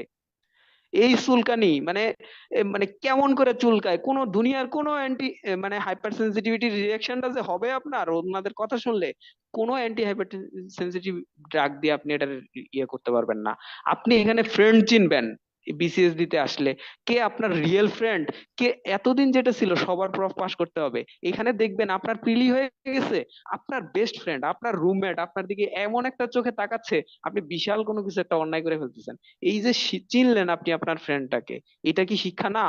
এটা তো আমার মতে আপনার বিসিএস এ ফার্স্ট আওয়ার্স বড় শিক্ষা আপনার জীবনের জন্য। আপনি দেখবেন স্ট্রাগল কত রকমের হইতে পারে এখানে আইসা। আপনার বাবা মার হয়তো অনেক টাকা পয়সা থাকবে, কিন্তু আপনি যদি চিন্তা করেন যে না আমি বাবা মার কাছ থেকে টাকা পয়সা নিব না, আমি হচ্ছে আমার নিজের সেলফ ডিপেন্ডেন্ট হব, এমনও দিন যাইতে পারে আপনার চা আর বন রুটি খেয়ে আপনার পড়াশোনা করা লাগতে পারে। এটা বিসিএস আপনারে শিক্ষা দিবে, এই সময় আপনারে শিক্ষা দিবে, এই বিসিএস আপনারে শিক্ষা দিবে যে মানে আপনি মানে একটা মানুষ আসলে কত কম মেধাবী হইতে পারে, বা আপনার আশেপাশের মানুষ কত বেশি মেধাবী হইতে পারে। আপনি যে এই যে আমরা যে চিন্তা করি আমি দুনিয়াদারির কত কিছু জানি, কত কিছু পড়ি, মেডিকেল তো আমার আমার তো ডেভিডসন মুখস্থ, আমার তো কাওসান মুখস্থ। না ভাই, দুনিয়া কাওসান আর ডেভিডসন দিয়ে চলে না। কাওসান ডেভিডসন দিয়ে রুগী দেখতে পারবেন, কিন্তু দুনিয়া দেখতে হইলে দুনিয়াতে চলতে হইলে কার্লসন ডেভিডসনের বাইরে অনেক কিছু আছে যেটা শিখতে হবে পড়াশোনার বাইরে, সেটা আপনার বিসিএস অটোমেটিক শিখিয়ে দিবে। সো আমার মতে বিসিএস আপনি শুধু বিসিএস পাস করার জন্য বিসিএস দিবেন না, একবার বা দুইবার বিসিএস আপনি জীবন চিনতে, নিজেরে চিনতে, নিজের লেভেল বুঝতে, মানুষ চিনতে, সবচেয়ে বড় কথা হচ্ছে আপনার ফ্যামিলি চিনতে আপনি বিসিএস দিবেন। অসংখ্য ধন্যবাদ তানজিদ ভাইয়া, মিরাজ ভাইয়া, আপনারা আমাদের অনেকগুলো প্রশ্নের অ্যান্সার করেছেন এবং কমেন্ট সেকশন থেকে যারা আমাদের সাথে কানেক্টেড ছিলেন তাদের কোশ্চেন গুলো কিন্তু আপনারা অ্যান্সার করেছেন। এখন আমরা আরেকটু কমেন্ট সেকশনে, একদম প্রোগ্রামের লাস্ট মোমেন্টে আরেকটু কমেন্ট সেকশনে যাই। কমেন্টে আমরা দেখতে পাচ্ছি বেশিরভাগ কোশ্চেনই কিন্তু আমরা অলরেডি আপনাদেরকে অ্যাস্ক করে ফেলেছি। এখন একজন রায়ান বিন হাসনাত বলেছে, ব্রিটেনের বিডিএস এর টেকনিক্যাল ক্যাডারের জন্য আলাদা কোনো বই আছে কিনা। একদম ছোট্ট করে এটা হচ্ছে আমি মিরাজ ভাইয়ের কাছে যাই। হ্যাঁ, একদম ছোট্ট করে, সময় আমাদের কম, কোনো বই আছে? ব্রিটেনের মানে টেকনিক্যাল সাবজেক্টের জন্য যে পরীক্ষাটা হয় এটা হচ্ছে 200 মার্কের পরীক্ষা হয়। তো মানে এটা খুব আফসোসের সাথে বলতে হয় যে বই আছে, কিন্তু এই বইগুলো আসলে তেমন ফ্রুটফুল না। আমি কয়েকটা বই, একটা বই দেখছিলাম, আমি বইয়ের নাম বলবো না। তো বইটা এরকম যে আমাদের যে পাল গাইডটা আছে না, পাল গাইড থেকে পুরো কপি করে দিয়ে দিচ্ছি। বইটা কিনছিলাম, কিনে আমি খুব হতাশ হয়েছি, বইটা খুলে আমি জাস্ট রেখে দিচ্ছিলাম। এখন কথা হচ্ছে যে বিসিএস এর জন্য এই বই, এরকম বই লাগবে না, বই লাগবে না। তোমার হচ্ছে ফাইনাল ইয়ারের সাবজেক্ট গুলো থেকে প্রশ্ন আসে, তো তুমি যেখান থেকে গাইড থেকে পড়ো, ওই গাইড থেকে পড়লেও হবে। আর আগের থেকে ডিপিএস ডেন্টাল পাবলিকেশন যেটা, ওইটার গাইড থেকে একটু পড়ে নিতাম। এই মানে ফাইনালের কোশ্চেন গুলো থেকে তেমন কোনো ফাইনালের কোশ্চেন থেকে বেশি আসে। আর এগুলোর জন্য খুব আহামরি পড়তে হয় না, ওগুলো বেসিক থেকে প্রশ্ন হয়ে যায়। আর ওগুলো হচ্ছে তোমার যেখান থেকে পড়ছো, কিন্তু গাইড থেকেও পড়ো, শুধু গাইডগুলো থ্যাংক ইউ ভাইয়া। এখন হচ্ছে আরেকটা কমেন্ট নিয়ে নেই। কমেন্টে লেখা আছে, সুমাইয়া জান্নাত বলেছে, ভাইয়া technical dental cadre and both ক্যাডারের প্রিলিতে কি সেম পড়ায় নাকি মেডিকেলের কিছু করতে হবে? এটা তানজিদ ভাইয়ার কাছে চলে যায়, একদম ছোট্ট এটার করে। হ্যাঁ, আনসার তো একবার দিলাম একটু আগে। আচ্ছা, আরেকবার বলি। সেটা হচ্ছে না, প্রিলি সবার জন্য সেম। টেকনিক্যাল বোথ, শুধু জেনারেল, যেই ব্রাঞ্চেরই হোক না কেন, যেই ডিপার্টমেন্টের বা যার সাবজেক্ট যাই হোক না কেন, যার প্রফেশন যাই হোক না কেন, প্রিলির 200 মার্ক একদম সেম। এখানে পড়তে হবে না, এখানে ওই যে 10টা সাবজেক্ট আছে ওইগুলা বললেই হবে। অর্থাৎ জেনারেলের ওই যে বাংলা, ইংরেজি, ম্যাথ, এইগুলা মেডিকেল সায়েন্স পড়তে হবে না, প্রিলির জন্য পড়তে হবে না। আচ্ছা ভাইয়া, থ্যাংক ইউ ভাইয়া। এখন আমরা প্রোগ্রামের শেষ প্রান্তে চলে এসেছি। অনেকবারই বলছি চলে এসেছি চলে এসেছি, কিন্তু আমাদের অডিয়েন্সরাও কিন্তু তাদের ধৈর্য হারায়নি। একদম প্রথমে আমরা যতজন অডিয়েন্স নিয়ে শুরু করেছিলাম, এখন পর্যন্ত আমরা দেখছি নড়চড় হয়নি।